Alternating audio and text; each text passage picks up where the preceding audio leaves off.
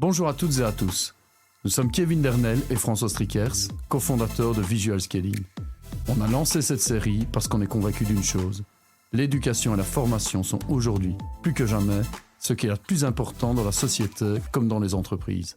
Le Skillcast, c'est notre façon d'ouvrir des discussions franches avec celles et ceux qui innovent, expérimentent, doutent parfois, mais avant tout, font l'éducation et la formation de demain. À chaque épisode, on donne la parole à des invités qui partagent leur point de vue, leurs méthodes, leur retour d'expérience. On y parle pédagogie, edtech, éducation, hybridation, technologie, enseignement. Mais surtout, on essaye de comprendre comment on apprend aujourd'hui et comment on apprendra demain. Pas de discours théorique, pas de recettes toutes faites, juste des conversations utiles pour celles et ceux qui font du learning un levier d'impact. Bienvenue dans le Skillcast. Bien, bonjour à tous et bienvenue dans le deuxième épisode du Skillcast. Alors aujourd'hui, je suis particulièrement content et aussi ému parce qu'on va toucher un sujet qui nous touche profondément, je pense à tous, dans le cœur et dans le corps, à savoir l'enseignement de nos enfants, là où nos enfants, parce que on est tous ou peut-être un jour, ou peut-être pas par choix, mais parents, et donc les enfants, c'est quand même, à mon sens, ce qui est le plus important dans une société, et leur éducation, leur formation, je ne vois pas ce qui peut y avoir le plus important, en tout cas c'est mon avis. Avant aussi de venir sur notre invité John, dire qu'on est aujourd'hui chez Seed Factory, un peu à l'extérieur de Bruxelles, donc un lieu magnifique de coworking, d'émulation, géré par Édouard Cambier, qui nous accueille aujourd'hui. Merci Édouard, n'hésitez pas à aller voir Seed Factory, c'est un super chouette lieu si vous cherchez un chouette endroit où travailler, un peu à l'extérieur de Bruxelles. Et donc, on va passer alors à notre invité. On a le grand plaisir et le bonheur de recevoir John Rizzo. Bonjour John. Bonjour, et moi aussi je suis très content d'être ici parce que j'ai eu des bureaux ici. Et c'est vraiment un endroit qui me rappelle des souvenirs de réussite et d'émotions avec certains profs. Oui. Top, super. Avec toi, on va évoquer ton action dans l'enseignement. Alors, on ne te présente plus, John, pour ceux qui te connaissent. Donc, tu as été entrepreneur, tu as créé une boîte dans la formation, on va l'évoquer, qui a été un vrai succès. Tu vas nous en parler, que tu as à un moment donné pu revendre à un groupe. Et alors, c'est ça que j'ai trouvé vraiment fascinant dans ton parcours, c'est qu'après une série de voyages qui t'ont amené notamment aller voir des écoles au Japon, un peu partout de par le monde, tu as décidé de devenir instituteur pour aller à la rencontre de l'enseignement sur le terrain. Et oui, j'ai oublié de le préciser, mais je souhaite vraiment préciser ça, c'est que tant Kevin que moi, l'enseignement, c'est quelque chose qui nous touche au quotidien, parce que Kev, toi, t'es fils de deux enseignants et petit-fils déjà d'une enseignante. Donc instituteur, ça coule dans le sang de notre famille. Et moi-même, professionnel de la formation depuis une dizaine d'années et mari d'une enseignante. Donc ce qu'on voudrait vraiment dire aussi aujourd'hui, s'il y a des enseignants qui nous écoutent, c'est que tout ce qu'on va dire, c'est de l'exploration. Tu as vraiment à le dire, pouvoir organisateur, enseignant. Et qu'en fait, on interroge un phénomène parce qu'on pense on pense qu'on peut toujours faire mieux, mais on ne vise pas du tout les enseignants en eux-mêmes. On a envie vraiment de voir nos enfants, notre enseignement aller mieux. On ne dit pas qu'il va mal forcément, on dit mieux. On pense qu'on peut faire mieux, mais on ne critique pas ce qui est fait. On sait la difficulté qu'on peut rencontrer sur le terrain parce qu'on en entend tous les jours parler nous-mêmes. Et vraiment, c'est une fonction qu'on respecte. Et pour moi, et je le dis avec le cœur, c'est la fonction la plus importante dans une société. Je ne vois pas ce qu'il y a de plus important que ça. Donc voilà, on voulait poser ça. Et maintenant, John, je vais te donner la parole. Alors, première question tout à fait classique. J'ai un peu évoqué ton parcours, mais il est passionnant. Est-ce que tu veux bien nous en refaire un peu la synthèse et nous raconter ça? Et je précise aussi que j'ai rencontré John grâce au précédent invité du Skillcast numéro 1, Roald Siberat. Si vous suivez la série, si vous ne le faites pas encore, il faut le faire. Et donc, John a écrit un bouquin qui s'appelle « Sauver l'école, point d'interrogation », qui va bientôt être en réédition. Il y aura un petit event là-dessus à la rentrée. Donc vraiment, lisez ce livre, il est extraordinaire. J'ai eu la chance de le lire. John m'en a envoyé un en cadeau. Ça marque aussi le personnage que tu es. C'est vraiment un livre à lire, je le recommande à tout le monde. Voilà, John, ton parcours, on t'écoute. Merci pour cette introduction. Alors, ce sera peut-être moins glamour, enfin, ma description sera peut-être moins glamour que ce que tu as fait. À la base, je suis un autodidacte, un informaticien autodidacte. Donc, au début des années 80, quand tu es un gamin que tu veux utiliser ton ordinateur, tu n'as pas d'autre choix que de t'auto-former, peut-être avec un peu d'aide, avec quelques clubs, sans Internet certainement, sans enseignants, sans vraiment de bouquins en français. Et donc, ça a sans doute forgé mes préférences en termes d'apprentissage, certainement. Donc, après un parcours universitaire en informatique, j'ai créé cette société de formation pour adultes, pour programmeurs. Et j'ai été très vite confronté à un marché, si je puis dire, où tu as des acheteurs de cours qui demandent des nombres de jours de cul sur des chaises à des vendeurs de cours. C'est-à-dire que, OK, ils sont combien? Ils sont 12, très bien. Pendant combien de temps? Pendant 3 jours. OK. Pour faire quoi? OK, j'ai un instructeur, ça fera autant d'euros. Un petit peu ça. Donc souvent, tu as en classe alors des instructeurs qui se retrouvent avec des employés et qui se découvrent un peu et qui se demandent ce qu'ils vont faire ensemble quelque part. Si je peux réagir là-dessus, c'est encore comme ça et sans jugement que 80% des formations aujourd'hui qu'on voit, nous, sont designées. C'est combien de jours et combien de slides aussi. Parce qu'entre-temps, maintenant, c'est le nombre de slides à la journée. Et c'est parfois ce qu'on trouve dans certaines écoles. Le directeur nous téléphone enfin, c'est la période, maintenant on est en juin, donc il nous téléphone en disant voilà, je dois légalement remplir 2 journées pédagogiques, donc je dois organiser une formation pour mes enseignants pour 2 jours. Qu'est-ce que vous pouvez faire pour nous? Alors, ceux qui nous contactent maintenant, ils savent ce qu'on fait. Ils nous contactent vraiment pour le contenu, ça c'est très enthousiasmant. Mais en tout cas, on voulait se démarquer. Je voulais me démarquer de ça quand j'ai créé cette société. Et donc, j'ai posé la question autrement. J'ai renversé la question et je le fais encore en classe maintenant. C'est une question de base. C'est qu'est-ce que tu veux apprendre et comment tu veux apprendre? Alors, qu'est-ce que tu veux apprendre? Dans le cadre professionnel, on n'a pas trop le choix. Ici, c'était le langage Java, mais sans doute que c'était plus collé à un projet particulier avec un certain nombre de sous-technologies en particulier et pas juste l'apprendre de manière théorique dans le vent. Et comment je veux l'apprendre? Peut-être que toi, tu veux 2 jours de congé et te farcir un gros bouquin dans ton canapé chez toi. Peut-être que toi, tu préfères avoir un mentor et faire comme un peu un apprenti forgeron pendant 2 mois. Peut-être que quelqu'un d'autre voudra faire autrement. Mais donc, qu'au moins la question soit posée, qu'on se pose la question comment est-ce que tu seras arrivé au résultat? Et c'est un petit peu ça que j'ai dévié la course, si tu veux, de cette start-up en créant ce qui s'appelait à l'époque et qui a disparu pour des raisons d'hostilité commerciale que je raconterai éventuellement, mais qui s'appelait Java Black Belt. Absolument. Donc l'idée, c'était de créer une espèce de Wikipédia pour des examens, notamment des examens sur des produits pour lesquels il n'y avait pas de certification, il n'y a pas d'examen, pas forcément même de livres, des produits open source par exemple, et de dire, OK, voici l'objectif, de quoi as-tu besoin pour atteindre l'objectif? L'objectif, c'est de réussir un examen, une certification. Et c'est un modèle aujourd'hui dans l'IT qu'on retrouve énormément. Oui, tout à fait. Aujourd'hui, chez Microsoft, par exemple, c'est des certifications. Et ce qu'on voit, j'ai été dans le monde du recrutement pendant quelques années, c'est que ces certifications Microsoft, Cisco ou whatever sont plus importantes dans le recrutement que même le diplôme. Parfois, oui. Moi, ce que je trouve aussi très intéressant, et c'est dit dans ton livre, c'est ce switch que vous faites avec ton associé de l'époque à un moment donné en se disant tiens, on vend des formations et nos clients sont contents. Ben oui, nos formations sont super, tu l'écris dans le livre. Mais ici, en fait, on ne vendait pas la formation qui est le moyen, mais le résultat. Et ça, c'est un vrai débat. Il y a un vrai changement de paradigme, finalement, dans ce que tu proposes là avec Java Black Belt, si je ne dis pas de bêtises, Oui, qui a inspiré d'ailleurs le projet de Roald dont on parlait dans l'épisode précédent, AI Black Belt, qui s'est librement inspiré de tout ça, mais c'est super chouette. Tout à fait. Donc, pour revenir à quelque chose peut-être de moins glamour, c'était un succès de foule, mais ce n'était pas forcément un succès financier. Donc, d'accord. On a ramé comme n'importe quel entrepreneur.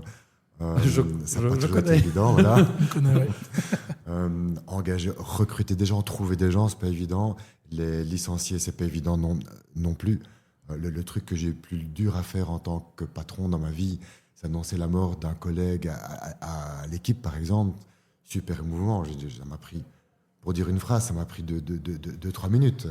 C'était très, très difficile. Donc, il ne faut pas s'imaginer que c'est un monde de golden boy, un peu comme on voit dans les Wall Street dans les années 80. Je l'ai revendu, nous l'avons revendu à des Américains pour la faire encore grandir plus. Malheureusement, ces Américains, qui étaient le deuxième sur le marché de l'e-learning, s'est fait bouffer par le premier, 6 mois après. Un classique. Et donc, les Men in Black sont venus tout détruire. Mais c'est justement le moment où je me posais vraiment des questions sur l'école et je me demandais vraiment, est-ce que ce que je faisais comme adulte, comme innovation, avec les adultes, comme innovation, est-ce que ça marcherait avec des enfants ? Et c'est là que je me suis enfermé, parce que c'est mon tempérament à moi, avec tous les bouquins que j'ai pu trouver pendant 6 mois, pour m'enrichir de l'expérience de tous ces professionnels de l'enseignement des enfants qu'ils ont décrits dans autant d'ouvrages, avant d'aller sur le terrain comme instituteur. Et est-ce qu'on peut un peu insister sur qu'est-ce qui, selon toi, faisait la particularité ? C'est quoi l'élément où tu disais, est-ce que ça que je fais avec les adultes, c'est un succès, ça marcherait avec les enfants ? C'est ce que j'appelle renverser la charge de responsabilité. D'accord. Si tu regardes une école, quel est le message factuel qu'on envoie aux enfants par rapport à leur rôle ? Qu'est-ce que tu dois faire dans une école quand tu es un enfant pour survivre au quotidien ? Suivre ? Non, tu peux très bien regarder par la fenêtre, tu auras des problèmes au bulletin rester sage. Obéir. dans 3 semaines, mais suivre et apprendre, finalement, ce n'est qu'un seul quart d'heure à passer à chaque bulletin, mais ce n'est qu'un quart d'heure. Mais d'heure en heure, tous les jours, qu'est-ce que tu dois faire pour survivre ? Donc, rester sage, je le dirais plutôt autrement, ne pas foutre le bordel. C'est-à-dire que si tu si tu empêches les autres d'apprendre, l'enseignant va te retirer de la classe, tu vas chez le directeur, enfin, tu auras des problèmes. Et la deuxième chose que l'on te demande, même la première avant ça, que l'on te demande absolument de faire, et il y a une comptabilité atroce qui est mise pour ça, beaucoup présent. plus que être présent. Être présent. Je veux dire, tu n'es pas là, une demi-heure après, tes parents reçoivent un SMS. Ça veut dire, c'est la loi, même les allocations familiales peuvent être menacées en cas d'absence. oui, certainement, mais au-delà de la loi, il y a des moyens énormes qui sont mis dans cette vérification. Que voient les enfants ? Ils voient qu'on attend de moi d'être présent et de ne pas foutre le bordel. Éventuellement, tous les trimestres ou tous les mois ou lors de l'interro, je verrai qu'on me demande autre chose. Je fais une caricature. Et pour les profs, ce n'est pas beaucoup plus sympa ce qu'on leur demande finalement. On leur demande de faire un discours ou un spectacle suffisamment passionnant que pour les gamins soient motivés. Et ça fait un peu l'analogie avec l'acteur. Tu vois, tu es un acteur sur une scène. Pour pas que mon public s'endorme, mais déjà que c'est un public captif, parce qu'il n'a pas le choix de ne pas venir, pour pas que mon public ne s'endorme ou me jette des tomates, il faut que je sois de plus en plus drôle, il faut que je sois de plus en plus, exubérant peut-être parfois, et certains profs ont même envie parfois de se mettre un nez rouge pour faire clown. Je rebondis vraiment là-dessus, si tu me permets, mais ma compagne, qui rentre parfois, elle me dit, en fait, je suis une saltimbanque. Elle le dit, et je précise qu'elle est très investie dans ses cours et pour ses élèves, et elle montre souvent des signes d'épuisement à ça. Ce qu'elle dit, je dis parfois, moi je dis, tiens, je rentre d'une journée, j'ai fait un lunch, j'ai rencontré une personne, j'avais 2 rendez-vous commerciaux, et moi-même je sens l'épuisement de ce genre de journée-là. Alors, et donc j'imagine bien quand tu fais 8 heures de présentation on stage, et c'est un peu la question suivante aussi. Avant ta question suivante, je n'ai pas répondu à la précédente. C'est vrai. Absolument. Ta question précédente était qu'est-ce qui faisait la particularité de Java Black Belt ?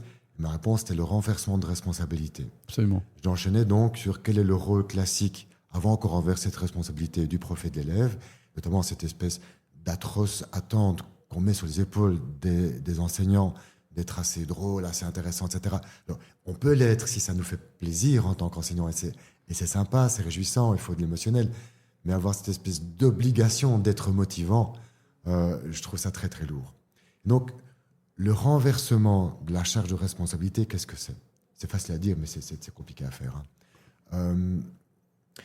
C'est dire, par exemple, voilà, nous sommes à la rentrée des classes. Voici mon cours.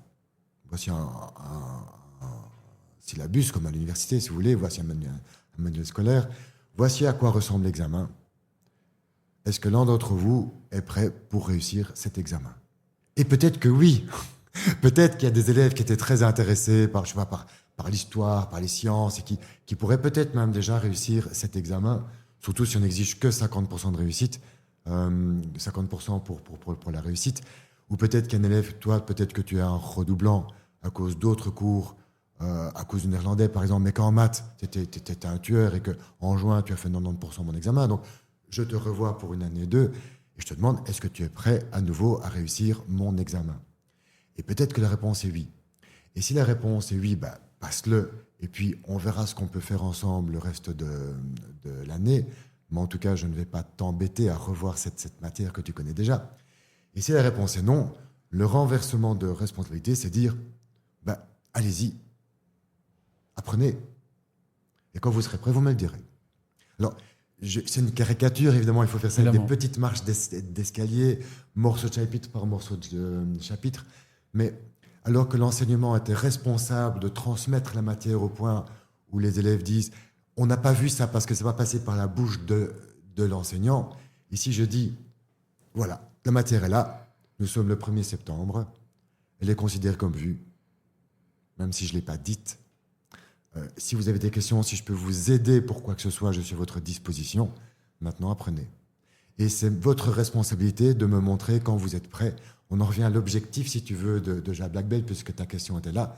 Je pourrais dire aux programmeurs, définissons ensemble ton objectif. Dès que tu es prêt, tu vas démontrer que tu es prêt et on montrera à ton patron et à tes collègues que tu as atteint cet objectif d'apprentissage.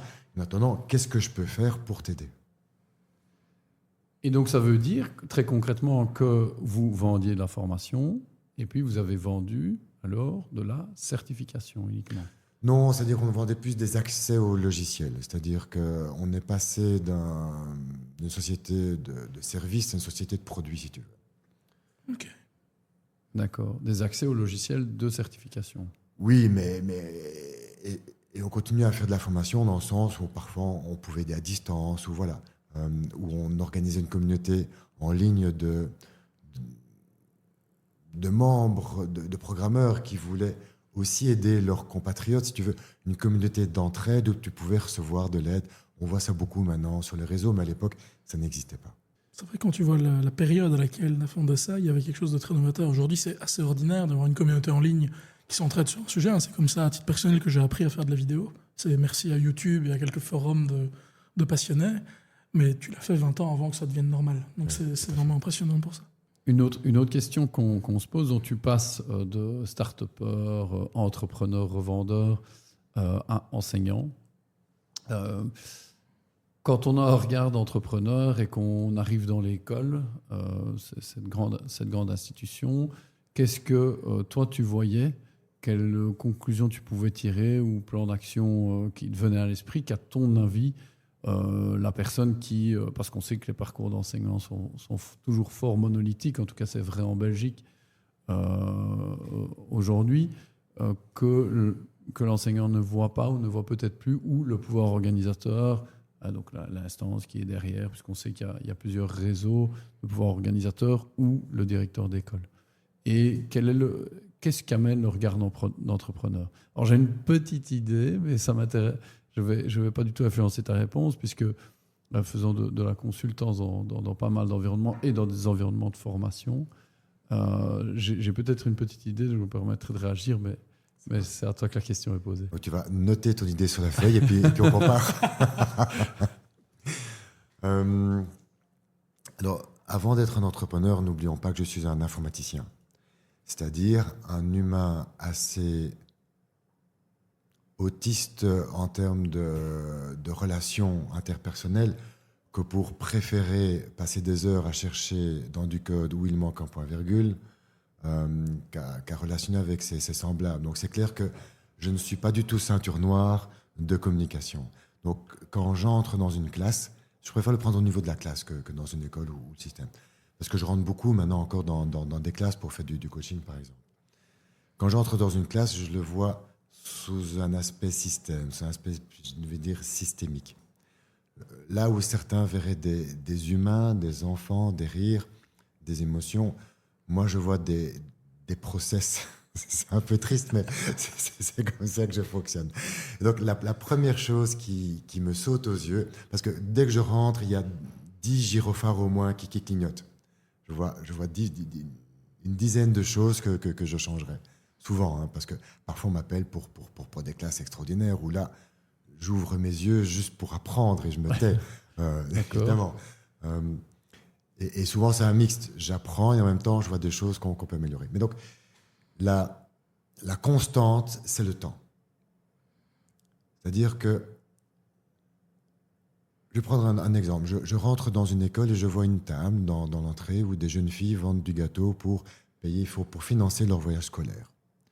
Alors, moi qui suis un gourmand, je demande une part de tarte au chocolat et elle me demande 1 euro. Alors, elle coupe une énorme tarte en 8 et elle me demande 1 euro. Mais un 8e, c'est énorme. Moi, je fais dire, moi, que tu demandais par rapport à mon cadre d'entrepreneur, je fais le calcul du prix de la farine, du sucre, enfin, je vois le four, le temps pour le mettre, presque comme s'il fallait la payer comme étudiant jobiste pour qu'elle puisse avoir un peu de sous. Je me dis, mais c'est pas possible, tu peux pas, tu vas vendre combien de parts à 1 euro? Je veux bien que c'était pas ta maman qui a payé la farine, mais réfléchis un peu. Donc, tu vois, il y a une espèce de gaspille comme ça que je vois directement. Peut-être possible parce que j'ai en partie élevé par mes grands-parents qui ont connu la guerre. Donc, voilà, tout ce qui est gaspillage, je vois le gaspillage de temps.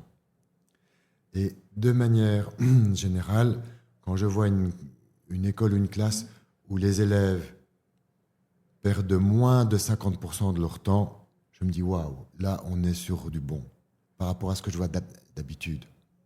C'est triste à dire, j'ai dur de dire ça face caméra, mais j'ai l'impression, et ça reste subjectif, hein, c'est pas une étude scientifique que je mène, quand je rentre dans les classes, que ce soit des écoles plutôt UP, plutôt élitistes, ou des écoles près de la gare du Midi, par exemple, soit de l'enseignement professionnel ou de l'enseignement général, j'ai l'impression que la moitié de leur temps, les élèves ne se sentent pas productifs. Le prof sait que les élèves ne sont pas productifs, donc le prof ne se sent pas productif et ça génère beaucoup de souffrance. Donc, en tout cas, ça ne génère pas de satisfaction.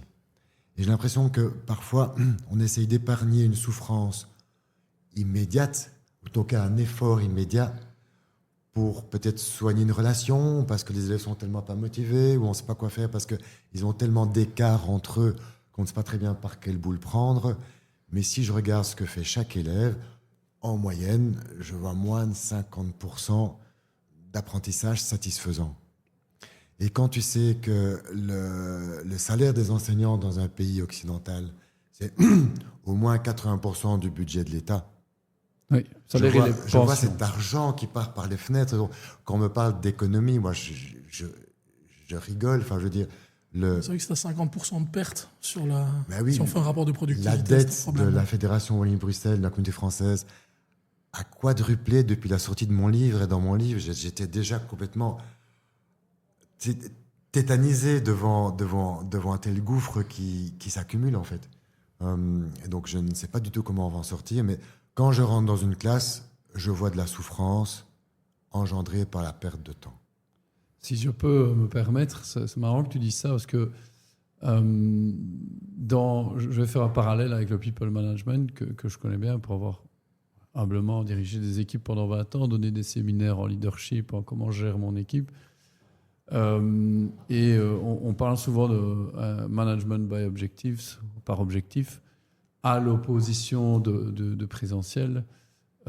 Mais moi, je connais... ce que tu décrit dans les écoles, je le vois dans 90% des entreprises dans lesquelles on va. C'est-à-dire que les gens doivent être là à 8h30 jusqu'à 17h30. les appréciations ou évaluations ne sont pas faites, ou c'est un document administratif, tu demandes à des personnes, mais tiens, est-ce que tu connais les objectifs et la stratégie de ton département cette année ? 90% vont répondre non. C'est vraiment de l'observation de terrain qui n'a pas valeur d'études scientifiques, mais c'est 20 ans d'observation de terrain dont je parle. Et on voit beaucoup de souffrance aussi qui se produit après dans le milieu du travail. Je vois vraiment un parallélisme entre un management où il n'y a pas... c'est deux extrêmes d'un spectre, évidemment, que je caricature. Mais il y a encore aussi beaucoup ça. On sort de l'école où on doit être présent, mais pourquoi faire ? Quel est le temps que j'y passe ? Qu'est-ce que j'ai appris ? À des boulots, parfois, où on a un titre, on est là, on a un salaire, mais qu'est-ce qu'on fait ? Qu'est-ce qu'on apprend aussi ? Et c'est quoi l'objectif ? Je ne sais pas, mais j'étais devant mon PC, j'étais connecté. Et d'ailleurs, ça s'est vu beaucoup pendant le Covid, où les gens devaient prouver.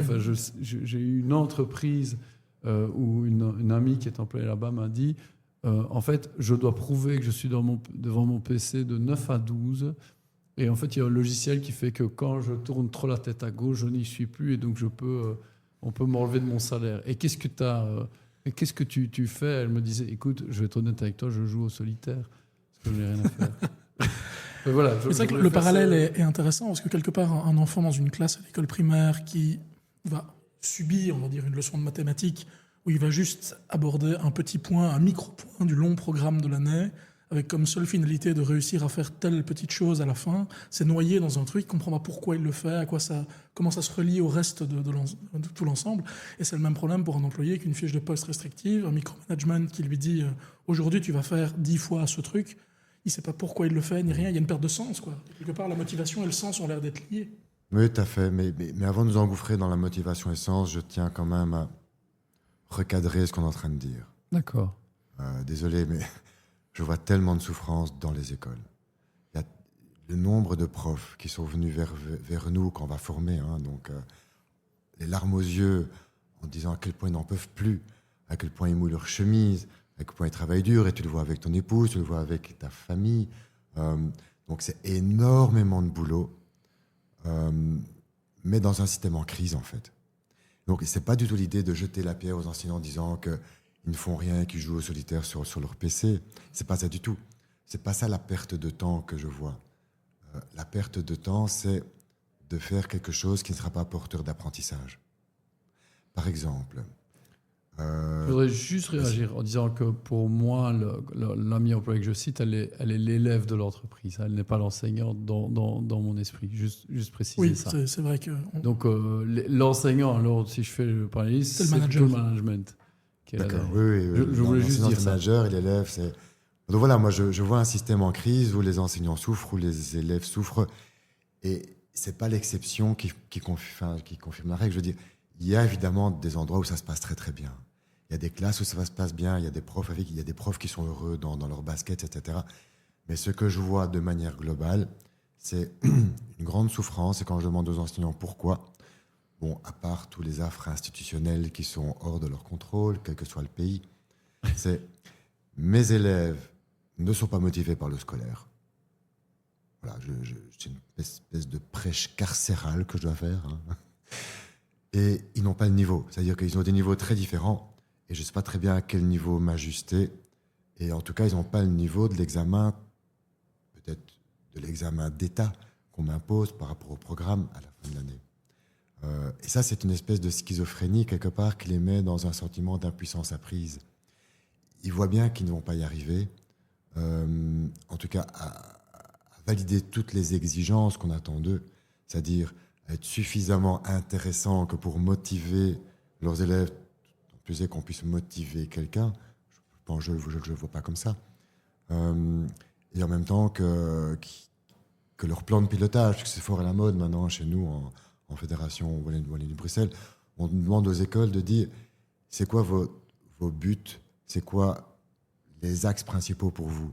On demande à chacun, j'ai l'impression, de réinventer quelque chose de similaire d'école en école, qui revient à pas le niveau, pas motivé, qui se traduit par le taux d'absentéisme des enseignants, des élèves. Il y a des écoles où il y a un tiers des profs absents en permanence.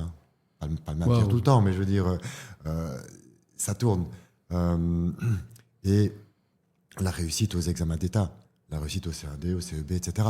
Souvent, ce sont toutes des choses qui tournent autour de ça. Alors, parfois, ça dépend des écoles, il y a des cultures. Parfois, il y a une composante harcèlement ou une composante ceci, mais de manière générale, c'est absentéisme et réussite scolaire. Et donc, l'enseignant qui se sent en échec en permanence par rapport à cette mission-là, ben, chapeau, franchement, pour tenir le coup. Je comprends qu'il y en a beaucoup qui quittent la profession. Et ce qu'on dit ici par rapport à cette question du shift de paradigme, donc de rendre l'élève quelque part responsable de son apprentissage et de sa démarche d'apprentissage, comment ça peut se faire avec des enseignants qui ne sont pas du tout formés à ça dans leur formation initiale et de changer de posture, de devenir non plus l'orateur sur la scène, mais de devenir le mentor de l'ombre, quelque part, qui va accompagner l'enfant dans son parcours presque individuel. Et si je peux compléter la question, c'est peut-être une question rhétorique, mais quand on voit les obligations ministérielles centralisées de comment ils doivent... c'est même pas à quoi ils doivent arriver, c'est comment ils doivent le faire, de quelle manière, ça va jusqu'à... C'est codifié. Une fiche de prépa pour enseignants, quand ils sont en stage, pour les leçons qu'ils font avec leur prof de péda, on regarde le truc... Je sens que je vais pas être politiquement correct. Vous risquez de devoir couper, mais bon. Je vois beaucoup d'apprentis enseignants, donc d'étudiants en sciences de l'éducation, à qui on demande de faire une préparation de 3 semaines pour donner une séquence d'1 heure. Où est-ce que tu as vu ça dans la vraie vie ? On est d'accord. Je veux dire, on est d'accord, ça n'existe pas. Tu as des classes qui succèdent. Au début, tu es prof à temps partiel. On te donne une fois cours de latin, puis l'année suivante, c'est cours de français. Et puis on te change un nom, c'est pas les premiers, c'est 6e. Au début, tu es corvéable et on t'envoie d'un bout à l'autre de la chaîne des apprentissages. Tu fais ce que tu peux au début. C'est normal, c'est humain. Donc, est-ce que tu peux, mais est-ce que c'est même souhaitable ? Et donc, comment est-ce qu'on fait ? Donc, je reprends ta question. Comment est-ce qu'on fait pour amener un enseignement qui est habitué au traditionnel, j'imagine, à changer de posture ? C'est notre métier, en fait. Et c'est la question que je me pose. C'est mon métier. Mon métier n'est pas de montrer comment on fait une bonne école. Il y en a plein par le monde, pas plein. Un pourcentage infime par rapport aux autres écoles. Si on veut parler d'écoles efficaces qui amènent des élèves qui ont un indice socio-économique très bas à un résultat très haut. Il y a beaucoup de satisfaction en termes d'humain, en termes de bien-être pour eux et pour leur famille. Ces écoles-là sont peu communes. Mais elles existent. Si on voulait savoir comment faire, il suffirait de les visiter. C'est pas ça le problème. Le problème, tu l'as bien souligné, c'est comment j'amène un humain, un enseignant qui a l'habitude de faire comme ci, à faire comme ça. Comment je l'amène à faire comme ça ? On a des formations pour... D'abord, moi j'ai 2 grands éléments de réponse. D'abord, on a des formations pour ça, c'est ce qu'on fait en école. On montre un chemin et je peux te décrire ce chemin en 2 mots. Et puis après, on viendra à l'autre élément qui, pour moi, a une composante plus logicielle. On en revient à l'informatique. Alors, la première composante qui est l'apprentissage, c'est de d'abord muscler l'enseignant dans sa gestion de classe. C'est-à-dire que tant que je ne suis pas à l'aise avec la discipline en classe, le climat de travail de mes élèves, je ne peux pas m'arrêter de parler et dire « allez-y, travaillez ». Ça va être le gros foutoir. Et souvent, les enseignants, si la pédagogie, c'est un peu comme l'Himalaya. Moi, je vois au niveau de la mer, et ce n'est pas péjoratif, hein, tu as le frontal contrôlant simultané. Vous m'écoutez et je vous capte du regard et je vous porte un peu comme ça. C'est très énergivore. Hein. Attention, toi, tu n'écoutes pas et je te pose une question. Qu'est-ce que je viens de dire, etc. Tu as ce frontal simultané au niveau de la mer où les élèves se taisent. Et tout en haut de l'Himalaya, tu as ce que j'appelle les projets transdisciplinaires autonomes. Donc tu vas dire, regroupez-vous avec des élèves de 3 ans d'âge en dessous et collectivement allez créer une pièce de théâtre en néerlandais qui parle des maths, qui parle des dérivés et des limites sur les fonctions. Et il faut la jouer dans des homes et vous arrêterez quand vous aurez une satisfaction de 4,5 chez les résidents, dans des homes en Flandre. Ça, c'est un projet ultra complexe au sommet de l'Himalaya, qui n'est pas atteignable par le commun des mortels. Et j'ai l'impression que souvent les enseignants, ils sont au niveau de la mer, les pieds sur terre, et ils se téléportent avec leurs élèves en hélicoptère au sommet de l'Himalaya pour 1 heure ou 2, ou pour une semaine orientée projet. Et ils font des projets transversaux. Mais ça leur a demandé une énergie pour amener en hélicoptère ces élèves en dessous, au haut de l'Himalaya, qui est tellement forte qu'à la fin de la semaine, ils arrêtent, ils reviennent enfin les pieds sur terre, ils prennent 3 dafalgans et ils reprennent leur cours magistral. Et donc, on ne peut pas survivre au sommet de l'Himalaya si on n'a pas fait la montée qui va nous enrichir en termes sanguins de globules rouges qui nous permettront de survivre à la raréfaction d'oxygène. Donc, l'autonomie, ce n'est pas un truc qui se décrète, c'est un truc qui s'apprend petit pas par petit pas. Donc, pour répondre à ta question, comment amène-t-on un enseignant traditionnel à faire, à se taire finalement et à faire bosser ses élèves? Mais d'abord, il faut apprendre à avoir un climat de classe en mode traditionnel. Ensuite, je les mets en exercice individuel et pas au sommet de l'Himalaya avec un truc transversal en groupe, etc. Je ne commence pas à faire des îlots avec les tables. Non, il faut des tables en rangée, au début en tout cas, quand ils apprennent à être autonomes. Et puis, je gère le bruit avec un sonomètre. Je chuchote. Quand j'ai donné une explication à un élève, je chuchote pour ne pas déranger les autres qui travaillent. Moi, je vois des enseignants qui parlent alors que les autres travaillent. À l'autre bout de la pièce, un élève pour lui dire de faire un truc avec leur grosse voix d'enseignants qu'ils ont entraîné pendant des années. En termes d'espace, je circule beaucoup en classe, donc je les entraîne à faire ça, temps, espace, bruit, à limiter le temps. Par exemple, je vais donner un cours, une explication pendant 5 minutes. Voici un timer, tout le monde le voit. Quand ça sonne, je m'arrête. Donc l'élève, après 3 minutes, qui se dissipe un peu, il se dit « Ok, il reste que 2 minutes, je peux encore tenir le coup ». Mais s'il pense que ça va durer jusqu'à la fin de l'heure, il va sans doute pas se dire « Je vais tenir le coup ». Donc une fois qu'il maîtrise le temps, l'espace et le bruit dans une posture magistrale, alors on peut commencer à renverser la vapeur progressivement avec différents exercices qu'on leur propose, mais on y va petit pas par petit pas. Et est-ce que ce que tu décris là, aujourd'hui, tu es aussi invité à le donner, par exemple, dans tout ce qui est agrégation ou dans les formations des futurs enseignants? C'est vrai que se pose la Ça, question. c'est vraiment une là, question ouais. que je me posais à t'écouter, parce que tu les prends à ce moment-là, et on sait que tu as formé énormément d'enseignants. Et On en forme environ 2000 par an. C'était l'année qui vient, on va passer à 4000, je pense. Super. donc, C'est vrai Enfin, que on en informe. Parce que deux jours avec nous, tout le monde ne prend pas forcément en termes de sauce. il faut que ça alors, merde, j'ai une première question, c'est est-ce qu'aujourd'hui, vous ou d'autres interviennent dans la partie formation des enseignants? Est-ce que la formation des enseignants, les agrégations, c'est toujours hyper classique, magistral, transmissif, comme tu le décris, et orienté vers ça? Je ne saurais pas dire. Je ne D'accord. connais pas ce milieu-là. On commence à y être invité, mais on n'a que 2 mains, et nos mains sont très pleines pour l'instant. Avec Fanny, on a 4 mains. Mais je pense que, comme pour les écoles, je pense que la formation initiale des enseignants varie d'un endroit à l'autre. Il y a certainement des choses extraordinaires avec certains enseignants dans certaines écoles.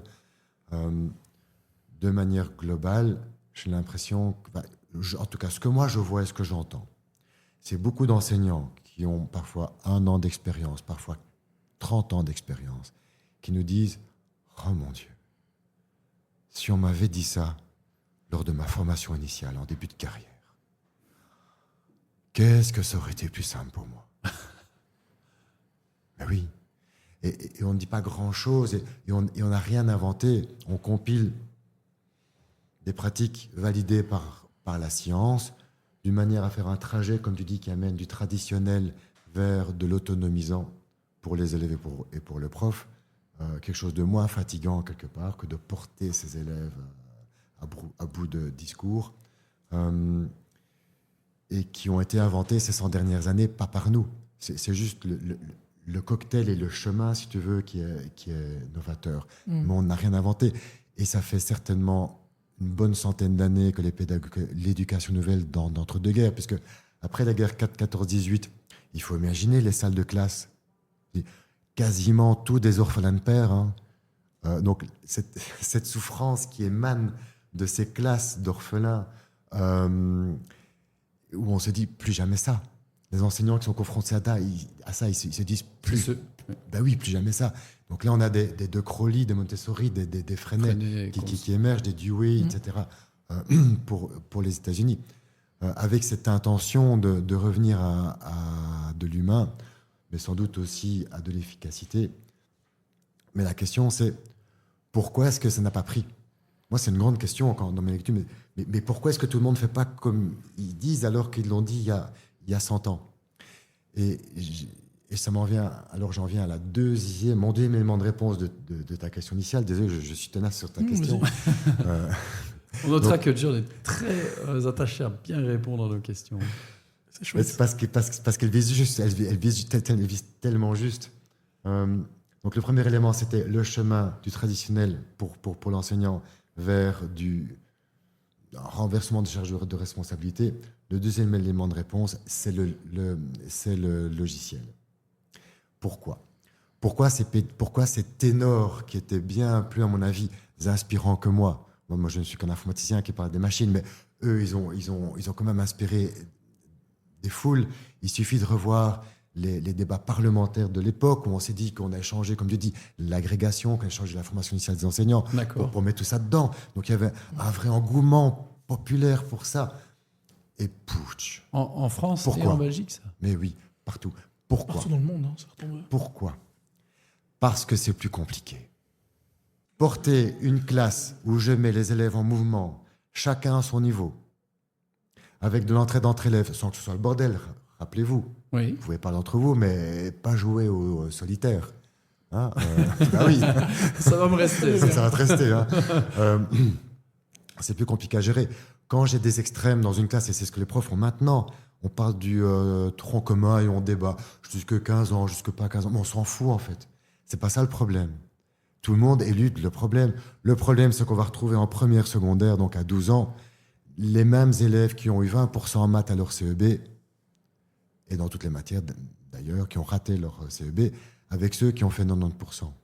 Et donc, pour moi, ce n'est pas un problème de le mettre ensemble, mais pour un prof qui fait du discours ex cathedra, comment tu veux qu'il fasse quelque chose d'ajusté pour tout le monde? Un public hétérogène avec parfois des écarts. C'est très compliqué. Donc, ce n'est pas qu'il n'a pas envie de le faire, mais qu'il ne peut pas. Et pourquoi?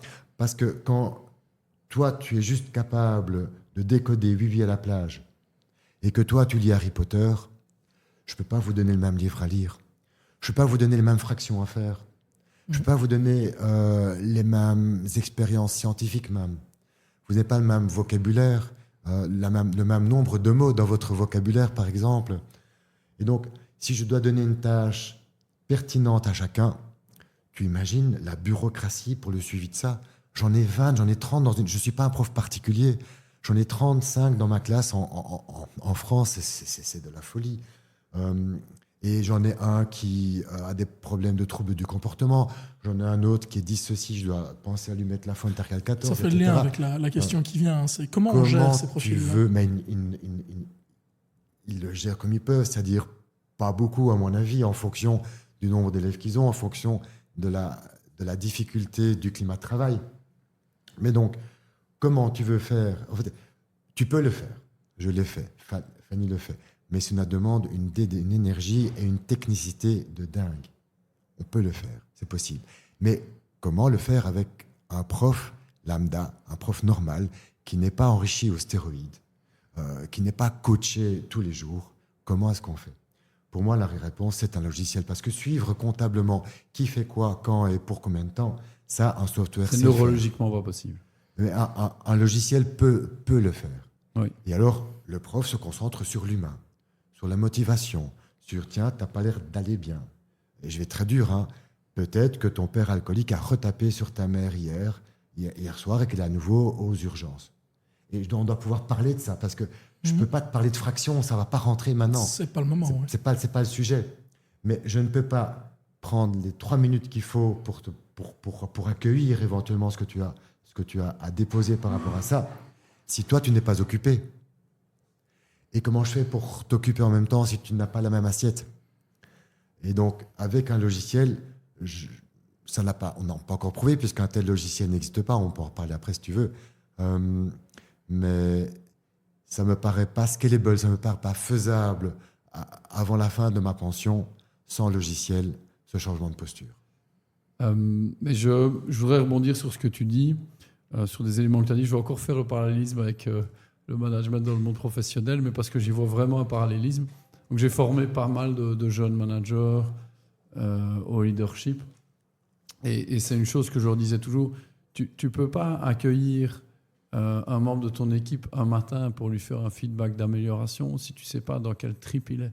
Ce n'est pas possible. C'est juste pas possible. Et si jamais tu accueilles Chantal, qui est membre de ton équipe, qui est à côté de la plaque depuis 2 semaines et que tu veux lui faire un feedback pour voir ce qui se passe, et qu'en fait, ce que tu ne sais pas, c'est que son mari, enfin, tu viens d'apprendre que le mari a un cancer ou quoi que ce soit, tu n'es pas au courant. Eh bien, en plus, là, on est dans le monde professionnel où les gens ne sont pas captifs. Mais le danger, enfin, le mal que tu vas faire, non seulement en faisant ça, mais à quel point tu vas passer pour être complètement à côté de la plaque si tu ne sais pas dans quel trip tes gens sont. Et dans le cas de trip tes gens sont, c'est ce que tu décrivais. Et il faut connaître tes gens, il faut savoir, voilà, est-ce qu'ils ont des enfants, comment s'appellent les enfants. Et alors, souvent, les jeunes managers me disent, mais je ne suis pas un psychologue. Non, tu ne vas pas intervenir dans leur vie, tu ne vas pas émettre des jugements, mais tu dois savoir. Il y a certains profs qui disaient, moi maintenant, mais au XXe siècle certainement, je ne suis pas là pour les éduquer, je suis là pour les instruire. Mais non, si tu regardes les missions de l'enseignement telles qu'elles ont été bien écrites en 1997, tu es là pour notamment former des citoyens responsables, critiques, dans une démocratie pluraliste. Et tu es là aussi par rapport à des enjeux d'estime de soi, par rapport à des enjeux de savoir-être. Évidemment que tu es aussi là pour les éduquer. Alors, certes, c'est le domaine privilégié des parents, mais tu ne peux pas faire semblant que ça ne te concerne pas du tout. Donc, je pense que tu as été assez clair sur comment gérer en fait ces différences énormes entre les élèves à l'aide, tu dis logiciel, donc un outil de type digital. Oui, non, je suis clair sur le concept. Maintenant, le faire en classe, je précise, ça reste compliqué et donc chapeau aux enseignants qui le font et ne vous culpabilisez pas les enseignants qui ne le font pas parce que tous les jours, je dis des messages, venez voir dans ma classe, j'en ai 35 ou ceci ou cela, mais ils ne savent pas que je vais voir en classe. Mais je suis d'accord avec eux, c'est compliqué. Oui, c'est extrêmement compliqué, mais c'est aussi un peu lié à la question que je voulais te poser. Est-ce que c'est simplement possible, en fait, aujourd'hui, avec, on le sait bien quand même, une instance derrière, un pouvoir organisateur qui est fort focus sur certains process qui sont extrêmement centralisés. Donc ça c'est une chose. Et alors, est-ce que c'est possible, en fait, de venir et de changer de posture et de donner plus de il s'agit aussi de redonner un peu plus de liberté aux enseignants, je pense. Oui, là je fronce les sourcils parce que il faut distinguer la loi de la culture. D'accord.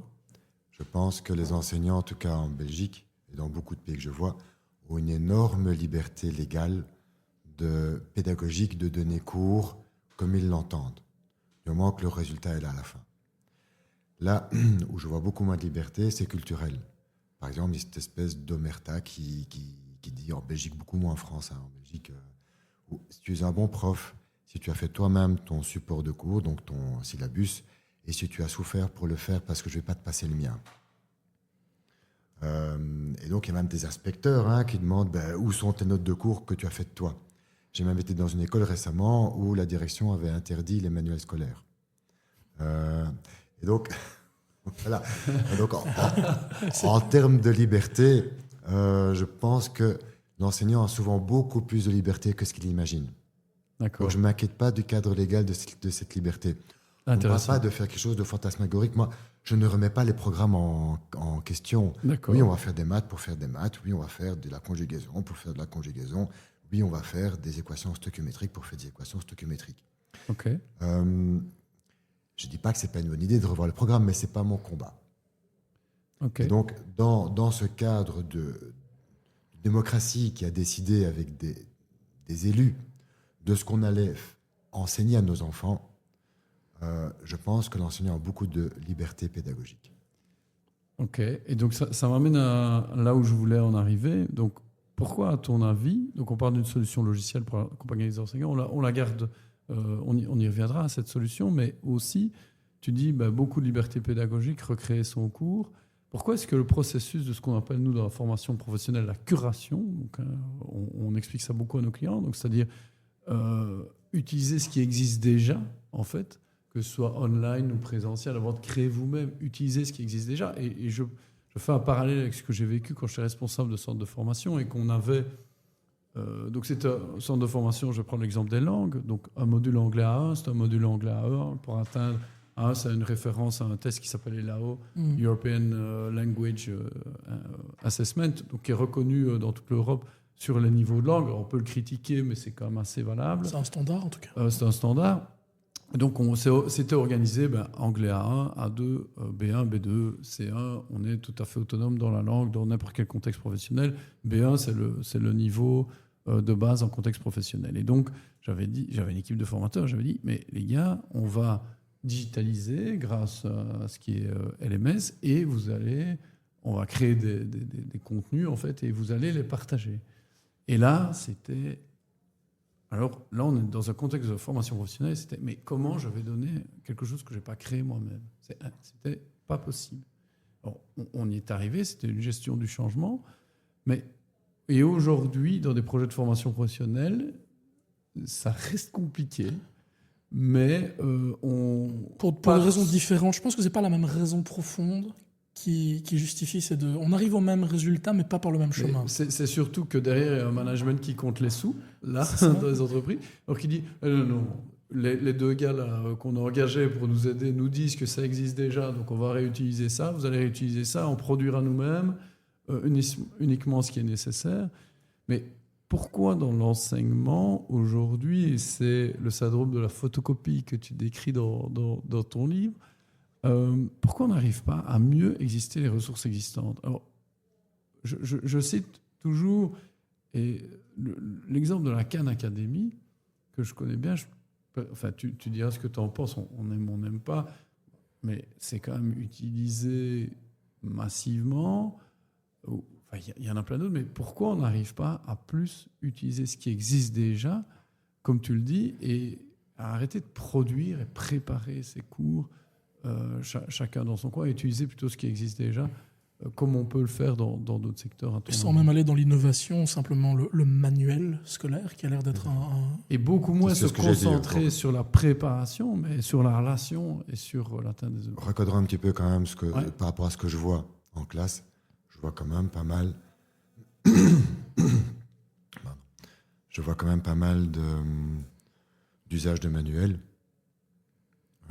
Je vois aussi des équipes de profs de maths du premier degré, par exemple, donc des élèves de 12-14 ans qui se mettent en commun pour faire des choses très fortes ensemble, même parfois des générateurs de calculs mathématiques, de feuilles de travail qui sont utilisés bien au-delà de leur propre école. Donc je pense qu'il existe des initiatives, et donc dire ça ne se fait pas, etc. Pourquoi est-ce que ça ne se fait pas plus ? Oui, bien sûr, évidemment. Je pense que c'est multifactoriel et que c'est culturel. Donc, au départ, rappelons-nous de la formation initiale des enseignants, où on leur fait bosser 3 semaines pour une séquence de cours d'1 heure.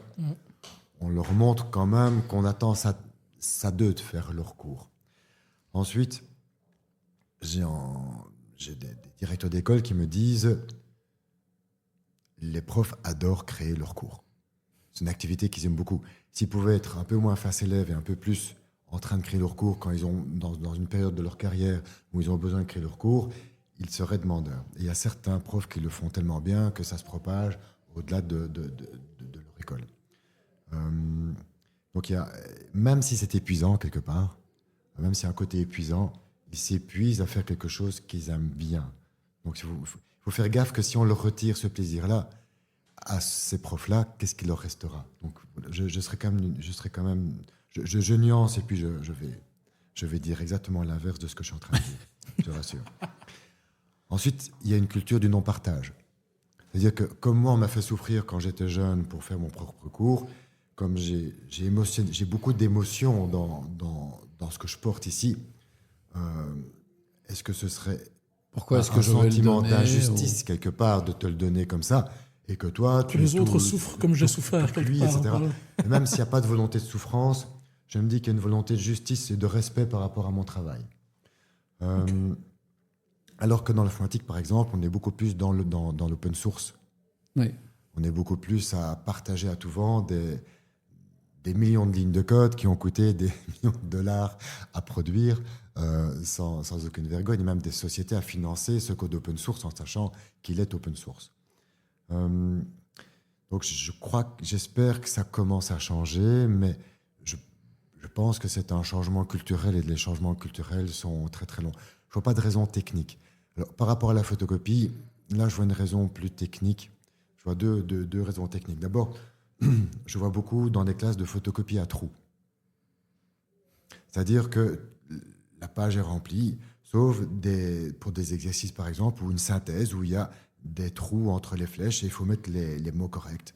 Et quand le prof donne sa leçon ou qu'il projette la solution, si je puis dire, de la synthèse au projecteur, l'élève doit vite recopier les mots corrects. Parce que sinon, il n'a pas à la maison la théorie correcte pour étudier.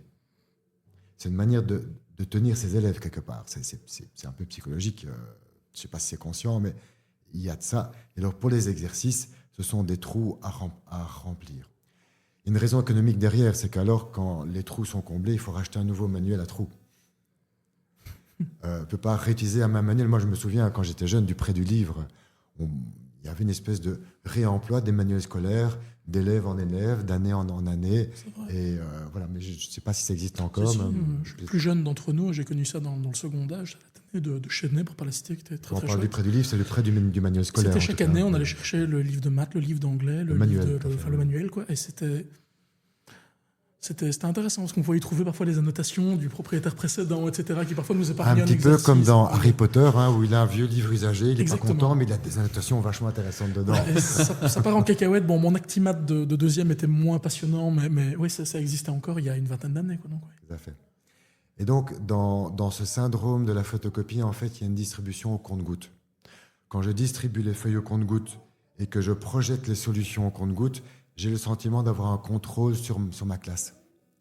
Quand je dis, voici toute la théorie, voici tous les exercices, et voici la version du prof avec toutes les solutions. Maintenant, apprenez, j'ai moins de contrôle. Donc, il y a cette peur de la perte du contrôle dans ce climat de démotivation scolaire généralisée, si j'ose dire, de défiance par rapport à l'autorité, par rapport il y a 30 ans, par rapport il y a 60 ans. La société n'est plus aussi verticale qu'avant. L'enseignant doit justifier de sa légitimité à chaque heure de cours, c'est épuisant. Je pense que tout ça apporte des éléments de réponse à ta question de la photocopie. Mais je suis persuadé qu'on doit se diriger vers quelque chose de prêt à l'emploi. Ce n'est pas le même métier que d'être auteur, être pédagogue et d'être prof dans une classe avec de l'humain. Moi, je serais peut-être meilleur auteur-pédagogue, mais je ne suis pas sûr que je suis si bon que ça dans une classe avec de l'humain. J'avais mon succès parce que j'avais une très bonne technicité, mais en termes relationnels, je reste un vulgaire informaticien. T'es dur avec toi. Non, mais je vois des profs tous les jours qui sont bien meilleurs que moi là-dedans. Il n'y a pas photo. Maintenant, en termes de temps et de technicité, je vois qu'ils s'épuisent un peu sur des choses qui ne sont pas toujours 100% utiles. Et je voudrais d'ailleurs, parce que tu dis s'épuise, c'était une question qu'on avait. Est-ce que tu penses qu'on entend beaucoup ça, des enseignants qui ont 30, 35 ans de carrière et qui disent j'en peux plus d'être devant ma classe aujourd'hui après 30 ans. Il y a deux sous-questions. Mais la première sous-question, c'est est-ce que cet épuisement au bout de 30 ans, c'est dû au caractère monolithique et donc répétitif des carrières d'enseignants ou c'est dû à cette posture que tu évoques? Non, moi je vois ça sous deux angles. Il y a d'abord des enseignants, c'est très rapide comme réponse. Des enseignants qui ont 35 ans de carrière qui nous disent les élèves ne sont plus les mêmes qu'il y a 30-35 ans. Voilà. Ils nous le disent clairement. Même des profs de maternelle. Tu as des élèves qui ont été sevrés aux tablettes, qui ont été biberonnés aux tablettes et qui arrivent sans savoir aligner 3 mots. Ouais. Et tu en as d'autres qui ont une richesse de langage extraordinaire. Donc tu as déjà, quand ils arrivent à 3 ans, à 4 ans, une différence énorme entre les élèves qu'ils ne constataient pas avant. C'est-à-dire que les parents qui ne ne conversent plus beaucoup avec leur nourrisson, si je puis dire. Et attention, les profs ne sont pas les talons de mesure du parent lambda. Hein. Ou ça peut être parfois des parents qui ont un métier, comment dirais-je, un indice socio-économique assez élevé, mais qui sont parfois très peu là à la maison, qui utilisent beaucoup l'écran comme babysitter quelque part. On voit un affaiblissement du langage. Donc, les enfants ne sont plus les mêmes qu'avant, les conditions sociétales ne sont plus les mêmes qu'avant. Donc déjà, il y a une difficulté qui vient de là. Donc il y a une deuxième difficulté qui tient des carrières en général. Ce n'est pas que dans l'enseignement. Mon grand-père a fait ses études d'ingénieur avant la Deuxième Guerre mondiale. Et puis, avec une lettre de recommandation de son beau-père, était engagé dans une usine ou chez un architecte un tel pendant 40 ans. Ouais. Donc, il restait chez le même employeur, il restait dans la même fonction, si je puis dire. Il se définissait par son rôle, il restait dans le même métier. Maintenant, non seulement le fils du forgeron ne va plus forcément faire forgeron, mais il va changer 3 fois de métier sur sa vie. Et pourquoi ça ferait exception chez les enseignants ? Il y a cette volonté de se réinventer parfois. Et donc, ce qu'on a observé dans les carrières qui sont de moins en moins monolithiques, on sait aussi, non seulement les carrières sont moins monolithiques, mais les compétences se renouvellent de plus en plus vite. Est-ce qu'on peut imaginer aussi demain un enseignement où tu es enseignant 5 ans, puis tu repars Est-ce que tu vois des carrières beaucoup plus avec des gens qui viennent et qui vont de l'enseignement Moi, j'ai observé, et je n'ai pas la solution, c'est une question très complexe, mais ce que je peux dire pour l'avoir vécu dans les centres de formation, c'est que c'était une vraie richesse. J'avais des formateurs qui avaient fait carrière monolithique dans la formation, et c'est pas pour ça que qu'ils étaient moins bons, loin s'en faut. J'avais des gens qui avaient connu du privé avant, des gens qui avaient connu du public dans d'autres sujets. Mais ce qui était très riche, c'était qu'il y avait ces différents profils. Ouais. On voit ça dans le qualifiant, par exemple. Un garagiste qui a revendu son garage et qui devient enseignant, je me dis maître enseignant, parce que c'est un peu le maître apprenti quelque part. Et c'est comme ça qu'il y a une relation très affectueuse avec ces étudiants qui souvent sont là 14, 21 ans. Et il n'a pas forcément une grande formation d'enseignant ou de pédagogie, mais il y a son bon sens d'avoir peut-être géré une équipe, il y a le métier qu'il maîtrise. Et donc, il y a cette évolution de carrière. Il pourrait bien enseigner 5 ans, puis travailler dans le garage d'un copain 5 ans, et puis revenir travailler 5 ans. Donc, ça se fait déjà sur certains aspects de l'enseignement. De manière plus systémique, et je vais me répéter avec le mot système, je pense que c'est plus facile si tu arrives dans un système prêt à l'emploi. C'est-à-dire que si je suis prof de néerlandais, il y a beaucoup de pénuries en matière néerlandais pour l'instant. Si je suis un néerlandophone qui ne suis pas forcément, un bon bilingue, qui ne suis pas forcément prof de quoi que ce soit, qui est juste néerlandophone, j'ai envie d'arriver dans un système où tout est prêt. Oui. Où tout est prêt. Prêt à l'emploi. Mais qu'est-ce que je vois en langue ? Enfin, je m'énerve, je suis désolé.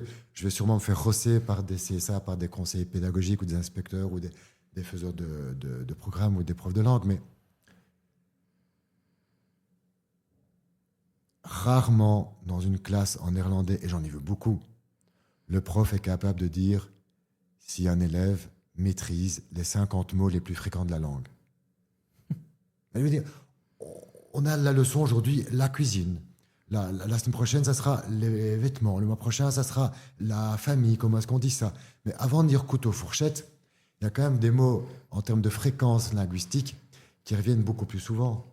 Et donc, pourquoi ? Parce que le manuel est comme ça, et parce que, en fait, le pourquoi est historique et nuancé, mais pourquoi les hommes préhistoriques n'ont pas peint des mangas sur les murs de leur caverne ? Ils avaient toute la technologie nécessaire, tu vois, mais de là à les convaincre déjà qu'ils ont envie de le faire, mais en plus de leur donner la technicité artistique de le faire, c'est pas si évident. Mais en tout cas, il n'y a pas d'empêchement technologique. Non. Il n'y a pas d'empêchement légal de donner cours de néerlandais en te préoccupant de l'Ukrainien qui vient d'arriver, qui parle déjà pas français. Qu'est-ce que tu vas lui enseigner les néerlandais ? Là, il y a déjà aussi quelque chose à débloquer en termes de culpabilisation qu'on fait chez les enseignants. Mais C'est clair que l'ukrainien ou même des élèves de 5e secondaire qui ne maîtrisent pas les 50 mots ou les 300 mots, et je rappelle qu'il en faut 1300 pour bien préparer son C1D, donc en 2e secondaire, l'élève de 5e secondaire qui ne maîtrise même pas les 200 mots les plus fréquents de la langue, mais tu commences par ça. D'abord qu'ils les connaissent, et puis qu'ils sachent faire des phrases avec spontanément. Et quand il connaîtra 500 mots, il pourra regarder des petites émissions simples ou des petites choses simples, mais qui sont de la vraie vie. Et pas le manuel scolaire où, moi je me souviens encore de mes primaires, hein. Dag Wim, dag mevrouw, is Jan thuis? Ja, Jan is thuis. Ja, mais je sais le dire. C'était la première leçon qu'on voyait en 5e primaire en néerlandais. Mais de là à dire que j'étais capable de faire mes propres phrases, mes enfants qui ont fait tous leurs études secondaires en immersion, donc avec des cours d'histoire par exemple en néerlandais, ils savaient me raconter la Seconde Guerre mondiale en néerlandais. Non, me raconter, non, me l'écrire ou me l'écouter. Mais quand il va aller commander un Big Mac, c'était pas possible. Ça ne veut pas le faire. C'était émotionnellement très compliqué. Est-ce qu'il va pas avoir un accent bourgeois, le vendeur là? Est-ce qu'il va pas me dire une blague? Est-ce qu'il va pas me poser une question où je m'attends pas? Donc, parce qu'ils n'ont pas l'habitude de parler. Mais comment veux-tu apprendre une langue sans parler?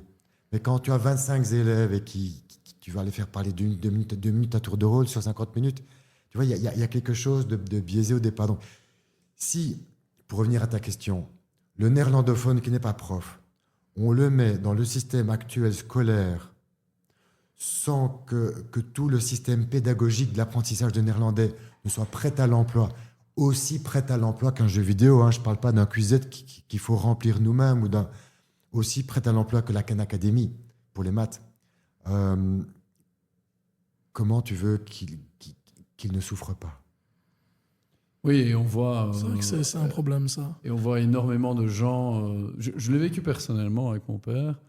Donc, ingénieur, technicien, toute sa carrière et qui, bon, de multiples restructurations dans les années 90, s'est essayé à l'enseignement technique et on est sorti... il était complètement perdu, quoi. Il a passé des heures et des heures et effectivement, pourtant... Je pense que ça aurait été un très très bon enseignant, mais il n'y arrivait pas, quoi. Encore pire, moi j'ai des parents qui viennent me voir, qui me disent voilà, j'ai une fille de 20 ans, de 23 ans, ou même de 20 ans, elle veut faire des études d'enseignant. Des parents enseignants qui disent en 2025, il ne faut surtout plus faire ça. Hein. Mes 2 parents instituteurs m'ont dit si tu fais ça, on te déshérite. J'exagère à peine, quoi. L'idée c'était. Et même parfois des parents qui ont eu leur fille qui a fait des études d'enseignante. Elle a fait 1 an, et puis les parents étaient convaincus, et la fille, elle aimait faire ça, mais les parents étaient convaincus que c'était une très très bonne enseignante, et après 1 an, elle arrête. Mais quel gâchis humain. Mais donc, est-ce que si on...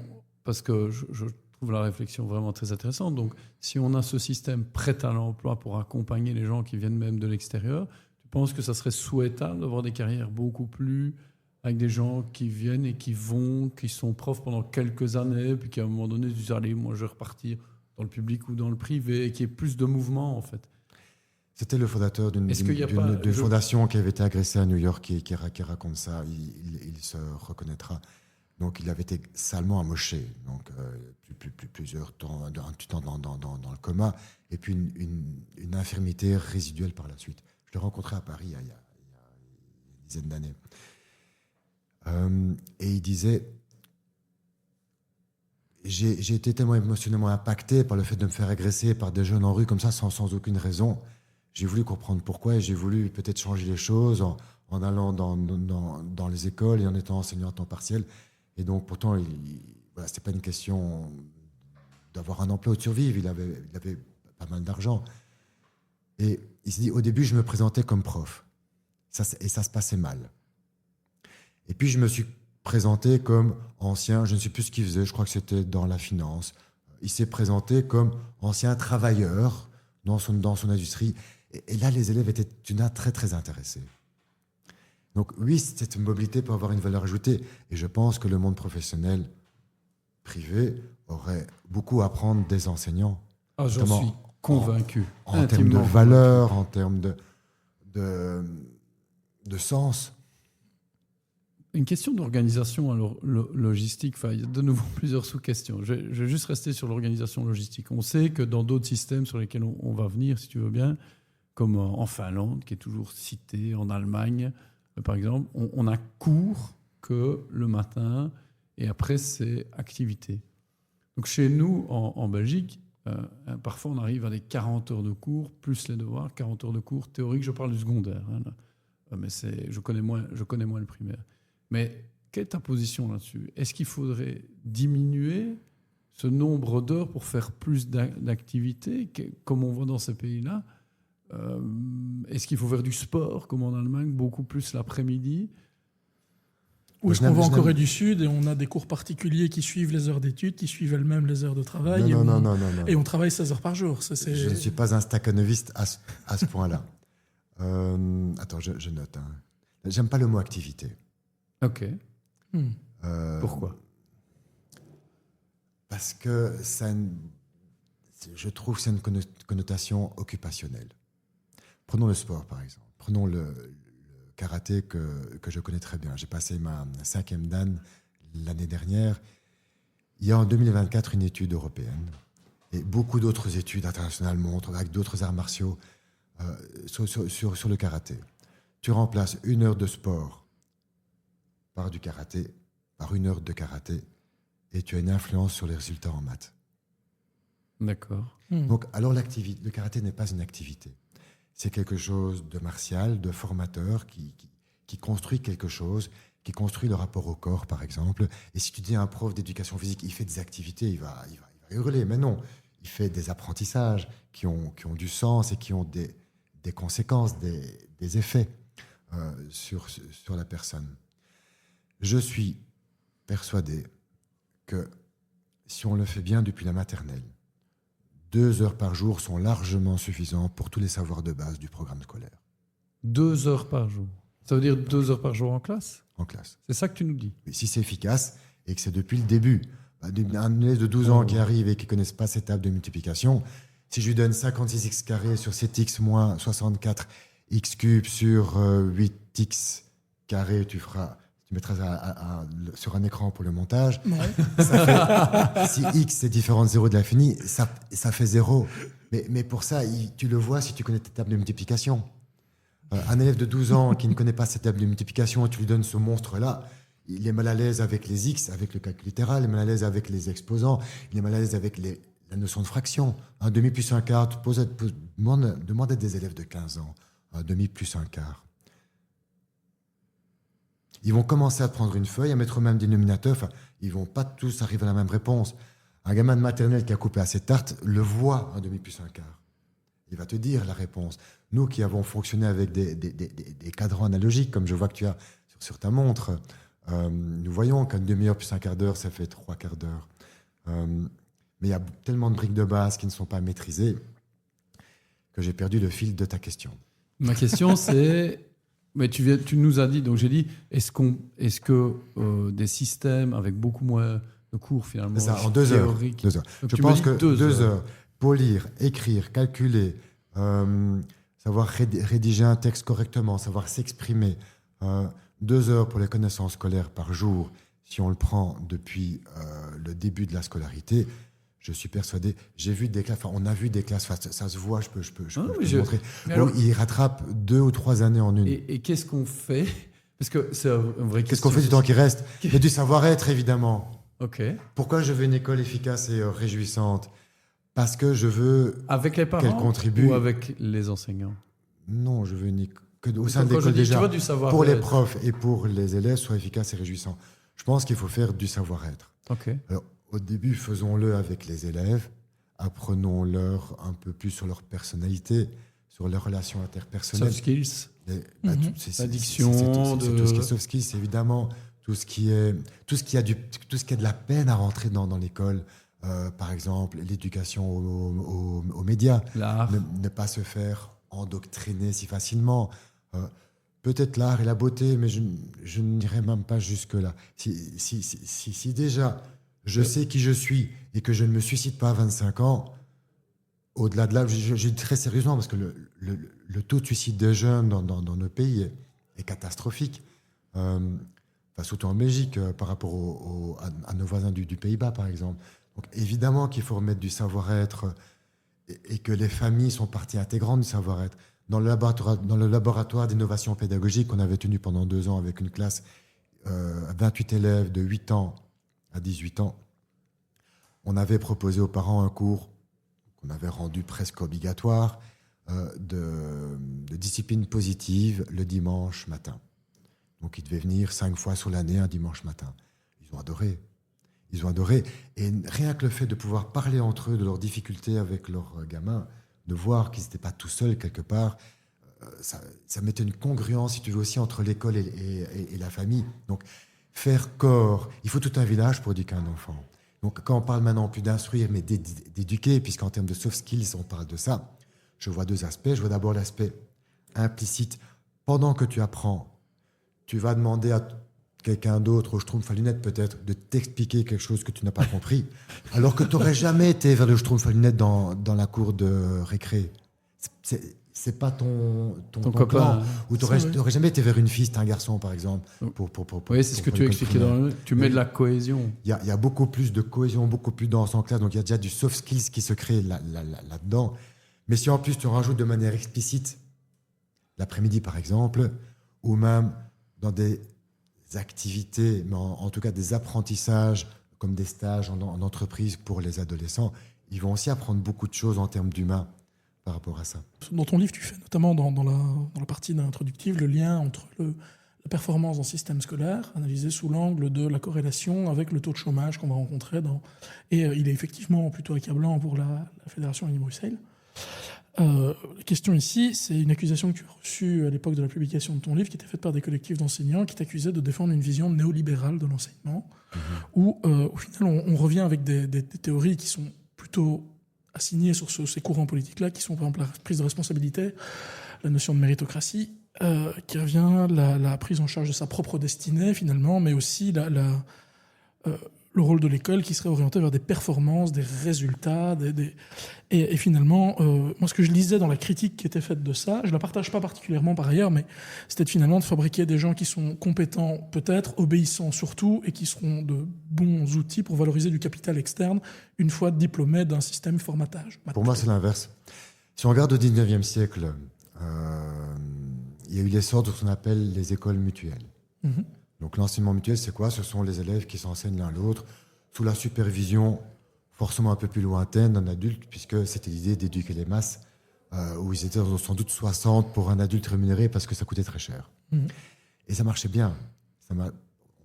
Historiquement, mais sans opposition par rapport à l'école des frères, où c'était beaucoup plus magistral. C'est ça, les jésuites. Ou autre congrégation, mais en tout cas quelque chose de... Oui, je dis les jésuites parce qu'ils illustrent pour moi cet enseignement. Oui, mais maintenant, à l'heure actuelle, les jésuites, tu sais, au niveau international, ils sont quand même très forts pour... C'est quand même des tenants de l'efficacité. Et s'ils voient qu'un changement de posture peut être efficace... Ils vont le faire. Je ne m'inquiète pas pour ça. Mais donc, on revient à l'école mutuelle. Je m'inquiète plutôt pour le politique, pour ce que tu as dit. On avait besoin, à l'époque, de remplir des usines et de faire plusieurs guerres. C'était pas avant la Première Guerre mondiale, on se faisait la guerre tous les 30 ans. Oui, voilà. Très périodique et très régulier. Si c'est pas Waterloo, c'est 1870. Entre ça, il y a eu l'indépendance de la Belgique. Enfin, voilà. Il fallait bien mourir de quelque chose à 30 ou à 40 ans.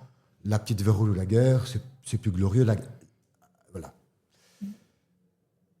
Pour avoir cette main-d'œuvre corvéable qui obéit en bataillon, dans les usines ou dans les champs, il faut les entraîner très fort à être éduqués par l'eau, si tu veux, si on reprend la vidéo de Ken Robinson. Et donc, c'est un peu l'école-usine que je vois actuellement. Quand je prends tous les élèves, j'ai classe par âge de 12 ans, et que taisez-vous, apprenez, écoutez, c'est ça pour moi l'école qui va former des bons petits soldats. Je suis d'accord. Si je considère la classe comme un écosystème multi-âge, où il y a beaucoup d'entraide, où le prof est certes une figure d'autorité, mais il pourrait se faire dépasser sur certains plans du savoir par un élève, ne fût-ce que parce que l'élève a été voir sur Wikipédia, par exemple, pourquoi pas, et que tout ça est très fluide et très accepté, Ça me paraît beaucoup plus écologique et beaucoup plus propice à l'émergence de citoyens critiques par rapport à cette société folle qui fonce dans le mur, tant en termes d'écart intenable entre les très riches et les très pauvres, et en termes écologiques. On demande à notre génération, qui est pour l'instant à l'école, de réparer des bourdes sociales qu'on est en train de faire, qui sont colossales. Et donc, pour ça, moi, je suis un tenant d'une école publique qui est élévatrice, qui est un vrai ascenseur social. Mais tu ne peux pas élever les gens en les prenant comme un géant prendrait de vulgaires Playmobil pour l'élever. Non, tu dois arroser les Playmobil pour que ça pousse. Et ça veut dire que chaque Playmobil doit s'entreprendre quelque part. Donc quand on parle d'entrepreneuriat, moi je parlerais plutôt de prendre mon destin en main pour me déployer par rapport à qui je suis et dans l'écosystème où je suis. On voit beaucoup maintenant à Bruxelles, par exemple, de jeunes qui ont fini leurs études, qui sont complètement désœuvrés, un petit peu comme dans cette expérience, cette usine, cette filature de coton en Autriche qui avait ouvert vers 1830 et qui avait fermé vers 1930, donc après 100 ans, dans un petit village en Autriche. Donc la plupart des gens du coin étaient vraiment occupés par cette filature. Et puis un jour, elle a fermé vers 1930, et c'est juste avant, l'État autrichien avait instauré une espèce de chômage pour in-emploi, donc la sécurité sociale qu'on voit actuellement. Mais à condition de ne rien faire. Donc tu peux voir ton allocation si tu ne faisais rien. C'est-à-dire, pas d'autres emplois, c'est normal, sinon la collectivité paye double. Pas d'autres emplois, mais aussi un travailleur qui avait été surpris à mendier s'était vu supprimer ses allocations de chômage à l'époque. Eh bien, des chercheurs ont suivi cette population pendant les 3 ans qui ont suivi la fermeture, avec une dégradation de la satisfaction, de l'estime de soi et du bien-être de manière très généralisée. Une oisiveté, plus aucune structure, les maris n'étaient plus à l'heure pour les repas que leurs femmes à l'époque leur faisaient. Et donc finalement, on peut se dire que dans le travail, il y a autre chose que de la souffrance et un salaire. J'espère qu'au XXIe siècle, de plus en plus de travailleurs trouvent une satisfaction, même si le salaire est une condition nécessaire. J'estime qu'elle n'est plus suffisante. Et donc, je crois que l'école doit être le berceau de ça. Et alors, dans ce cas, pourquoi penses-tu que c'est une critique qui t'a été adressée ? Qu'est-ce qui a fait peur à ces collectifs d'enseignants à l'époque où on se dit « Ah, celui-là, c'est notre ennemi » ? Déjà parce que j'ai un tempérament de provocateur. Donc, déjà, dans mon livre, je dis A pour dire l'inverse 5 pages plus loin. C'est vrai. Et donc, voilà, donc c'est sans doute lié à mon tempérament, à mon passé aussi. J'ai été patron, j'ai engagé des gens et j'ai viré des gens. Est-ce qu'on peut être quelqu'un de bien dans ces conditions-là, avec le vécu je peux comprendre qu'avec le vécu de certains, c'est parfois malvenu uniquement pour ça. Il y a aussi, je parle beaucoup d'argent, beaucoup de temps. Est-ce qu'on peut parler d'argent? Quand on aime, on ne compte pas. Voilà, je pense qu'il y a de l'émotionnel. Je pense qu'il y a aussi une volonté, et on voit beaucoup sur les réseaux sociaux maintenant avec Fanny, elle fait quasiment 2 millions de vues par mois. Mais on voit aussi beaucoup de commentaires, notamment de Français qui ne la connaissent pas et qui essaient de protéger quelque part cette idée d'école publique. D'école, parce qu'il faut voir aussi pourquoi est-ce qu'ils sont tellement... Pourquoi est-ce qu'ils ont peur et pourquoi est-ce qu'ils sont en colère par rapport à ce que je pourrais représenter. C'est très simple, va voir dans des pays comme le Maroc, où l'enseignement public, je pense, a beaucoup de difficultés.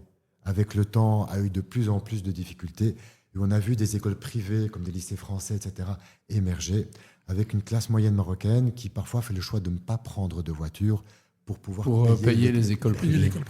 Je trouve ça inadmissible. C'est un scandale, ça. Je trouve ça me débecte. Et en même temps, j'ai envie d'aider ces écoles privées à faire... C'est pas la faute de ces écoles privées. J'ai pas envie de leur jeter la pierre.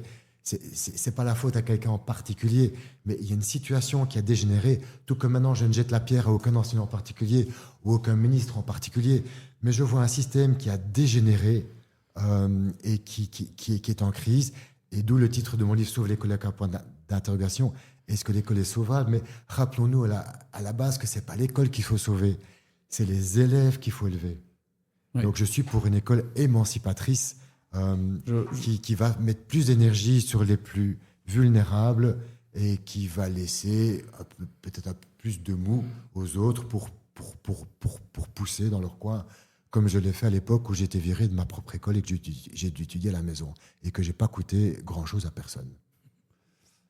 Merci pour ça, je suis assez d'accord avec toi et je pense effectivement que soit à un moment donné au XXIe siècle où il y a aussi de plus en plus de parents, alors peut-être parce qui se rendent bien compte de comment on pourrait enseigner et qui voient où leurs enfants vont dans des écoles avec ce système tel qu'il est aujourd'hui, que si à un moment donné on ne le fait pas évoluer, on va tout simplement avoir, comme on a déjà une médecine qui va vers une médecine à deux vitesses, on aura une école à deux vitesses. Hein. Et allez, bon, privé, public, est-ce qu'il faut des fonds privés dans l'enseignement? C'est un débat très, très, très complexe. Mais force est de constater que je pense que si ça n'évolue pas, c'est ce qui va arriver. Clairement, et j'en serais bien désolé. Parce que c'est une force. On a déjà ça. Hein. Ouais. Ça existe déjà. Tu prends deux écoles proches de moins d'1 kilomètre l'une de l'autre. Tu prends un élève dont la scolarité ne va pas bien de la première école, tu le mets dans la deuxième école, la scolarité va aller beaucoup mieux pour cet élève-là. Donc on a un système déjà à deux vitesses. C'est ça qu'on veut, et PISA le montre très bien, c'est ça qu'on veut réduire. Oui, et on ne veut pas le réduire vers le bas, on veut le réduire vers le haut. On a des systèmes où les différences entre élèves sont les plus élevées. L'interétablissement est énorme en Wallonie. Il y a vraiment ce problème. Avant-dernière question que j'ai pour toi. On voit que dans des systèmes d'enseignement qui sont réputés comme très bons, alors avec des très très grosses différences. Donc, je vais prendre que la Finlande, qui est toujours citée en exemple. On voit que là, les critères à l'entrée des enseignants sont très exigeants, très sélectifs. Est-ce que c'est quelque chose que tu recommandes? Est-ce qu'il faut être beaucoup plus sélectif et exigeant en matière d'examen, en matière d'entrée dans la profession des jeunes enseignants? Alors, on sait aussi que ça veut dire que comme c'est très difficile, et bien derrière, ça a aussi un caractère prestigieux qui est conservé dans la société. Est-ce que... Je ne vois pas bien comment, dans l'état actuel des choses, on pourrait attirer les meilleurs, mais je pense qu'on pourrait se poser la question autrement. Comment ne pas dégoûter ceux qui y sont déjà? C'est ça. Parce que je vois beaucoup de très bons enseignants qui se posent vraiment la question ou qui ont déjà quitté la profession. Après, et pas forcément dans les 5 premières années, hein, parfois après 10 ans, 20 ans de carrière. D'abord, je l'ai dit, pour moi, il faut un système prêt à l'emploi. Même si je peux sortir de ce système avec ma liberté pédagogique, je dois, quand j'arrive par exemple en maths, avoir tout qui est prêt. Prof de maths, 3e secondaire, tout est prêt pour différencier, pour changer de posture. Parce que si tu as 4 ans de retard, je dois donner 2 autres exercices et je vais pas les retirer de mon chapeau, je vais pas les photocopier un livre de 3e primaire. Il faut que tout soit prêt. La deuxième chose... Donc c'est vraiment shifter de... Il faut que quelque chose soit prêt, quelque chose d'efficace et dont l'efficacité est reconnue par la science. On a des décennies d'histoire de science, de l'éducation. Il faut arrêter de faire comme on a envie. Il faut faire ce qui est efficace. Parfois, il y a plusieurs chemins efficaces à Rome. Parfois, selon ses élèves, selon son tempérament, on va choisir l'un ou l'autre. On ne peut pas prendre un chemin qui n'est pas efficace. C'est ça. Ensuite, il faut une école qui fait corps. C'est-à-dire que si j'arrive dans une école, ou si je suis dans une école où le corps enseignant, dans la salle des profs, quelque part, se serre les coudes, et où on va tous dans la même direction, qu'il n'y en ait pas un qui ait des règles de discipline, par exemple, plus laxistes qu'un autre prof, et que ça parte un peu dans tous les sens, et que les élèves se faufilent un petit peu là-dedans. Si j'ai une école qui fait corps, il y a plus de chances que les individus restent. Ils ne changent pas de métier. Et puis finalement, je pense qu'il faut une école plus autonome. Décentralisée. Oui, c'est ça. C'est-à-dire que si on redonne à l'équipe locale les clés de son destin, c'est bien beau de leur dire faites-moi un plan de pilotage avec vos objectifs. Mais s'ils n'ont pas les manettes en main, par exemple, je prends l'exemple d'une école où il y a beaucoup d'allophones. Peut-être qu'ils mettraient bien moins de langues étrangères et plus de français et moins de maths. Pour mettre le paquet sur le français, par exemple. Ouais. Ah non, le cadre fait qu'il faut autant d'heures de français. Le cadre fait que ces gens-là doivent absolument avoir tel diplôme. Le cadre fait que.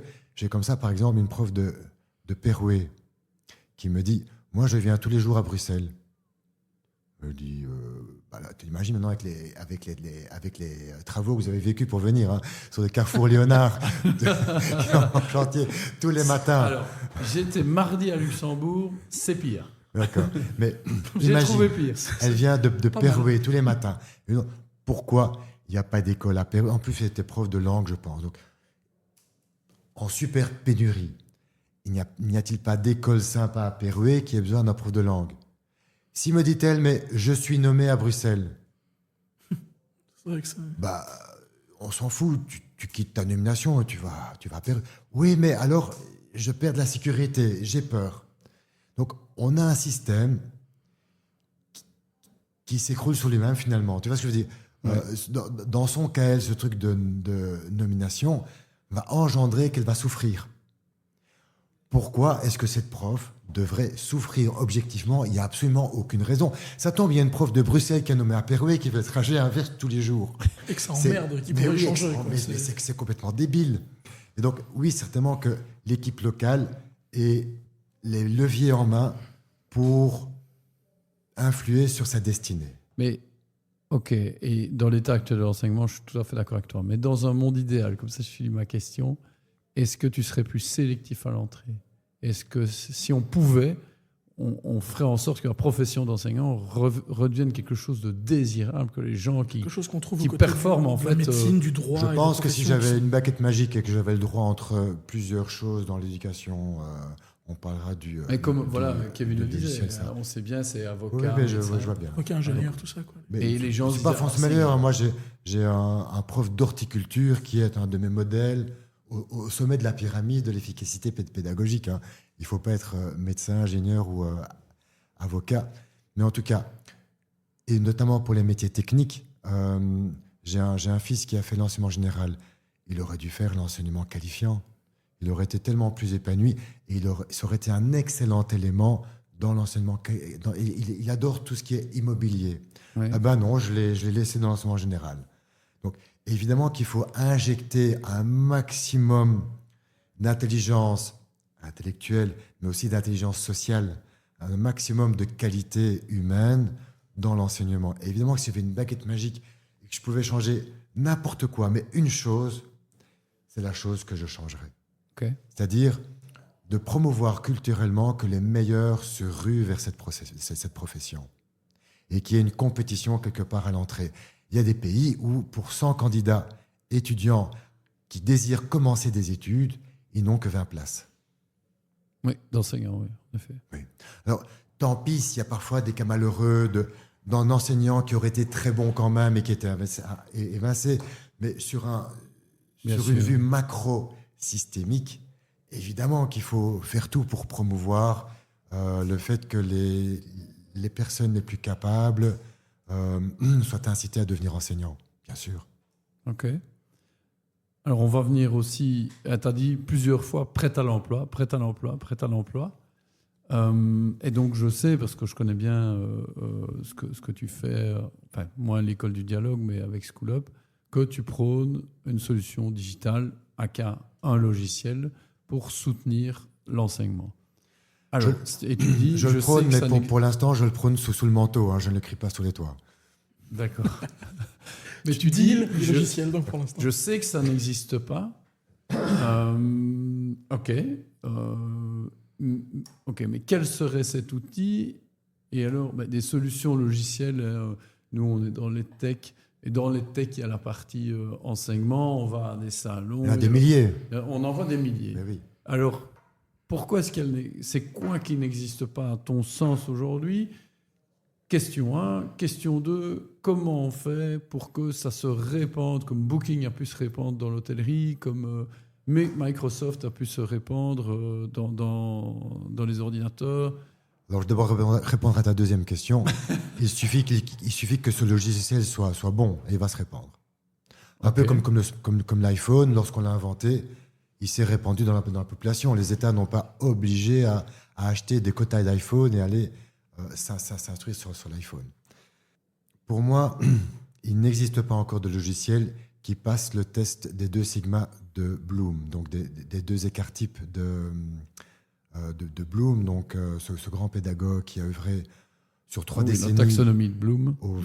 Les débuts de carrière, c'était la taxonomie de Bloom, pardon. Au début de sa carrière, c'était la taxonomie de Bloom, mais en fin de carrière, c'était Mastery Learning. C'est-à-dire la pédagogie de la maîtrise, c'est-à-dire tu ne passes au chapitre suivant que quand tu as fini, que quand tu maîtrises à 80% ou à 90% le précédent, avec des résultats extraordinaires. Mais encore une fois, pas scalable. Parce que alors, chaque élève va avancer à une vitesse différente puisque tu recommences tant que tu n'y es pas. Et donc, pour moi, il manque en fait, Bloom a énoncé le problème suivant qui est, à ma connaissance, à ce jour inconnu, un peu comme les grands problèmes de maths, là, les problèmes du siècle. Comment faire aussi efficace qu'un très bon prof particulier avec un prof lambda dans un cours collectif? Et quand je dis un prof lambda, c'est très amical avec un prof normal.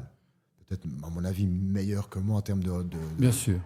Mais ce qu'on veut dire, c'est comment faire aussi bien qu'un prof particulier dédicacé à un seul élève, ce qui est aussi bien, ça veut dire quoi?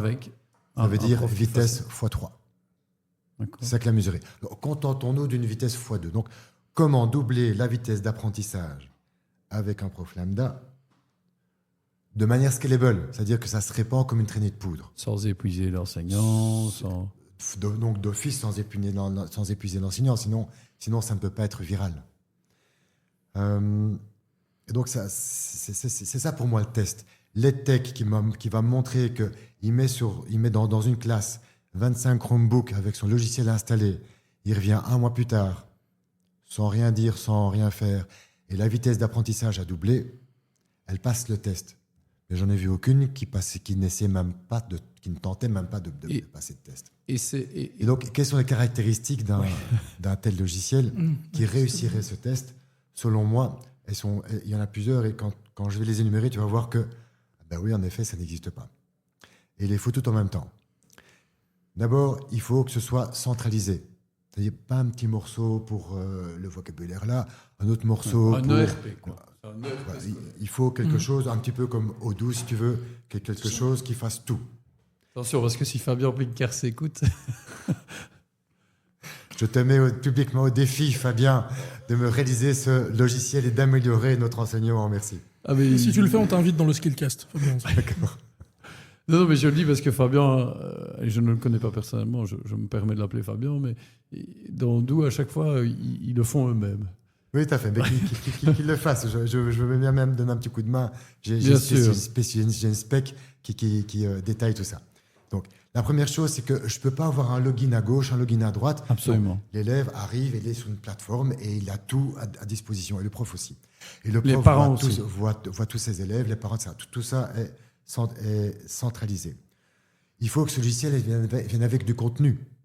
Comme un jeu vidéo. Quand j'achète un jeu vidéo, que je commence à utiliser le jeu vidéo, je ne vais pas commencer à créer des niveaux, à mettre des listes de vocabulaire, à mettre des exercices de sciences ou de français ou mes propres textes de dictée. Ça doit être fourni avec tout qui existe comme un jeu vidéo. Ça ne veut pas dire que de temps en temps, je ne peux pas ajouter un truc un petit peu sympa de ma fantaisie. Mais tout doit exister en termes de contenu.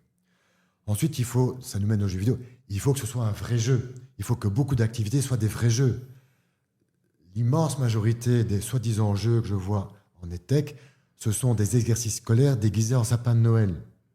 C'est coloré, donc c'est rigolo. Mais tu as un petit avatar, tu fais ton calcul et ta fusée va avancer un petit peu. Ou dans un paysage, enfin peu importe. Donc, des vrais jeux. Un Tetris pour les tables de multiplication avec les blocs qui tombent, que je bouge, que je tourne et que c'est addictif, quoi. Tu vois ce que je veux dire? Ensuite, il faut que ce soit multijoueur. C'est-à-dire que nous sommes des êtres sociaux. Oui. Et le fait de faire quelque chose avec ton voisin me paraît très important. On voit dans des photos des années 80, au début de l'informatique de masse, des élèves en batterie avec des séparateurs sur leur écran, là, tu vois, un peu comme des poulets en usine, des élèves chacun sur écran pour apprendre. Je n'y crois pas. Ok. Je n'y crois pas. Je ne pense pas que ça viendra parce que nous ne sommes fondamentalement pas comme ça. On a besoin de discuter, de partager, etc. Donc, quelque chose de multijoueur. Quelque chose aussi qui éloigne l'élève de l'écran. Donc, c'est paradoxal. Un logiciel qui fait en sorte que l'élève n'est pas sur le logiciel. De deux manières. Par exemple, déjà, si le logiciel me dit que je n'ai pas compris ça et que je ferais bien d'aller te poser la question pour avoir un petit peu d'entraide, ça pourrait se passer sur un coin de tableau debout. Pas dans le logiciel. Même si le logiciel serait capable de me l'expliquer, il devrait préférer faire en sorte que toi, tu me l'expliques à notre élève. Ou un autre exemple, le travail sur papier. Les élèves n'écrivent plus assez avec la main. On voit que ça a des répercussions sur les apprentissages. Moi, je suis informaticien, j'adore taper la machine. Donc, c'est même moi qui vais dire qu'il faut prier. Alors que tu vois que mon écriture ici, elle est vraiment dégueulasse. C'est moi qui viens dire qu'il faut écrire plus, il faut réentraîner ce geste graphomodeur, ça a de réels bienfaits. Donc, remettre que le logiciel permette de rédiger, par exemple, sur papier, et pas juste de remplir des photocopies à trous, comme on l'a dit. Parce que dans une photocopie à trous, tu écris 5 mots, tu écris 10 mots. Non, il faut rédiger des longs textes. Et il faut que le logiciel permette d'avoir un feedback immédiat par rapport à ça. Ensuite, il faut que le logiciel gère la notion de groupe. Ce n'est pas un élève individuel, encore une fois. On fait quelque chose collectivement. On va tous faire des fractions, certes chacun à son niveau, mais on va le faire tous ensemble pendant 5 minutes, maintenant. Et vous ne commencez pas avant le top départ et vous terminerez tous en même temps. Donc, il faut qu'on puisse rire ensemble, qu'on puisse pleurer ensemble. Il faut, comme quand on va dans un spectacle, on pourrait le voir chacun sur notre écran. Mais c'est quand même beaucoup plus drôle, beaucoup plus chaleureux d'avoir cette expérience collective. Donc, il faut que le logiciel incite à ça. En termes de gestion de classe, il faut aussi que ce soit itératif. C'est-à-dire que, certes, tu as vu comment les volcans fonctionnaient, le cycle de l'eau, il y a 2 ans, mais un petit rappel ne te ferait pas de mal. Certes, tu as vu le mode 256 dans la liste de fréquences en anglais il y a 3 semaines, mais un petit rappel ne te ferait pas de mal parce qu'on a vu que tu as buté sur celui-là. Je ne vois pas ça du tout. Enfin, c'est très artificiel et poussif pour l'instant quand on essaie de le mettre en œuvre. Et finalement, il faut que ce soit gratuit pour le prof. Est-ce que ça existe ? Et pour les parents, c'est gratuit aussi ? Oui, gratuit. Gratuit comme quand je fais une recherche Google, c'est gratuit. Alors, il y a un pognon dingue derrière Google, nous sommes d'accord, il y a de la pub, etc. C'est parce que c'est nous le produit, en fait. Gratuit et sans pub. Et avec tous ces critères-là, et mon passé d'ingénieur logiciel, j'ai dirigé des équipes pour faire du software. Je suis convaincu que c'est un coût très raisonnable. On ne parle pas de dizaines de millions de dollars. On parle de quelque chose de terre à terre que nos technologies sont très capables de faire. Tu penses qu'actuellement, technologiquement, on est capable d'atteindre tous ces objectifs cumulativement ? Oui, tout comme l'homme des cavernes était capable de peindre des mangas sur ses parois rocheuses. D'accord. Nous avons la technologie pour faire un tel logiciel depuis longtemps. Deux questions, si je peux. Et donc, à partir de quel âge est-ce que tu mets les élèves sur un logiciel ? Je pense que dès le plus jeune âge, il faut leur apprendre qu'une tablette, c'est pas que pour jouer. Ok. Ça peut être un outil sérieux. Et dès la maternelle ? Si on veut faire de l'éducation aux médias, si on veut faire... Tu sais, ma mère était assistante sociale. Et je ne sais pas si c'était avant... La mienne aussi. Je crois que c'était avant Dutroux. Donc, elle passait dans les écoles et elle se faisait, par exemple, des animations avec je me souviens encore, elle fait « Mon corps, c'est mon corps, ce n'est pas le tien ». Est-ce que, en n'exposant pas les enfants à la pédophilie, on va les protéger de la pédophilie ? Évidemment qu'il faut pouvoir en parler. Évidemment que cet objet est omniprésent dans beaucoup de familles. Évidemment que le voisin qui n'a pas de tablette chez lui, parce que son père est prof, par exemple, sa mère est prof, il va loucher sur le voisin qui en a une. Peut-être que ça sera très light. Je pense que la plupart du temps, les enfants seront occupés à modeler, à faire des puzzles, à faire du graphomoteur en maternelle pour moi, et à interagir en termes humains. Mais avoir un logiciel où ils disent « Ok, j'ai fait telle activité qui a un suivi par rapport à ça, par exemple », ça peut être très, très light, mais quand même de leur faire prendre conscience que ce n'est pas l'outil qui est à diaboliser, c'est l'usage que l'on peut en faire. Ok. Et dans ce logiciel, avec l'explosion de l'intelligence artificielle générative, est-ce qu'elle apporterait quelque chose ? Pas grand-chose. Pour moi, l'intelligence artificielle peut aider autour des choses comme... Dans l'individualisation des apprentissages, tu ne penses pas qu'il y a quelque chose à aller chercher ? Pas justement. Non, je vais vous dire pourquoi. Là où le bas blesse pour l'instant, ce sont sur les briques de base. Ok. Des calculs, de la conjugaison, j'ai dit, de la grammaire, des dates en histoire, du vocabulaire en langue, etc. Tout ça, ce sont des tâches simples qui n'ont pas vraiment besoin d'IA pour être apprises. Je vais... Ensuite, au-dessus de ça, une fois qu'on a les briques de base, il faut aller vers des activités complexes pour les articuler, mettre en œuvre. Mais au plus elles deviennent complexes, au plus elles se passent dans la vraie vie. Loin de tout logiciel, loin de tout contexte scolaire. C'est le sommet de l'Himalaya que j'évoquais tout à l'heure. À partir du moment où je dis à l'élève, OK, tu as les briques de base, maintenant, est-ce que tu veux bien tenir la petite comptabilité de la vente des gaufres pour aller en voyage scolaire ? Est-ce que j'ai besoin qu'une IA vienne me dire que cette comptabilité est correcte ou que l'affiche que j'ai faite pour la vente des gaufres est correcte ? Évidemment, je serais enchanté si, en termes de construction de texte, une IA allait donner une correction, mais elles sont déjà capables de le faire. Je suis ravi que l'IA va transcrire ma prononciation de mon texte en néerlandais pour me montrer si j'ai des erreurs de prononciation. Mais pour moi, ça reste des briques de base de l'IA. Parce qu'au plus on va monter dans la complexité des activités, au plus ça va pour moi se passer loin du logiciel. Et le fait que l'IA permette, c'est ce qu'on voit dans le monde corporate, de sélectionner, de faire de l'adaptative learning, donc d'analyser en fait... Est-ce qu'il faut vraiment de l'IA pour ça ? C'est toi le spécialiste IT. Je ne sais pas. C'est de se dire que tu as du mal avec les fractions qui ont un numérateur supérieur au dénominateur. Une simple validation conditionnelle suffit. Il n'y a pas besoin d'une IA.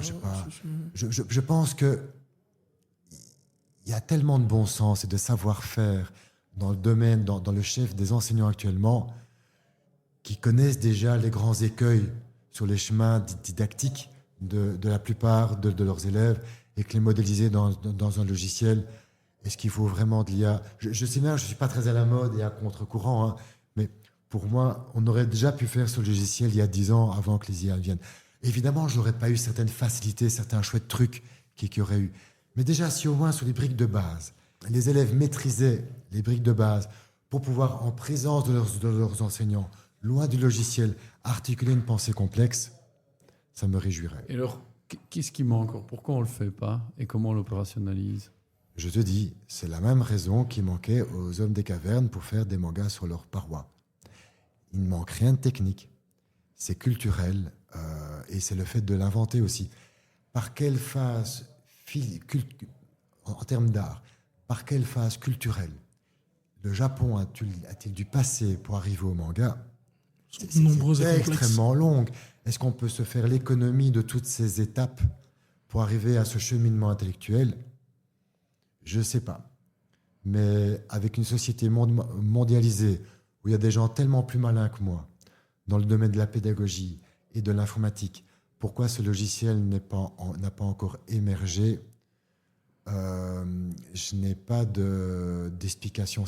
Pour moi, ça reste un petit peu un mystère. Mais donc, si on a ce logiciel idéal qui nous fournit les ressources, qui nous fournit les résultats des élèves chacun en temps réel, alors on peut se concentrer sur l'individualisation et la relation.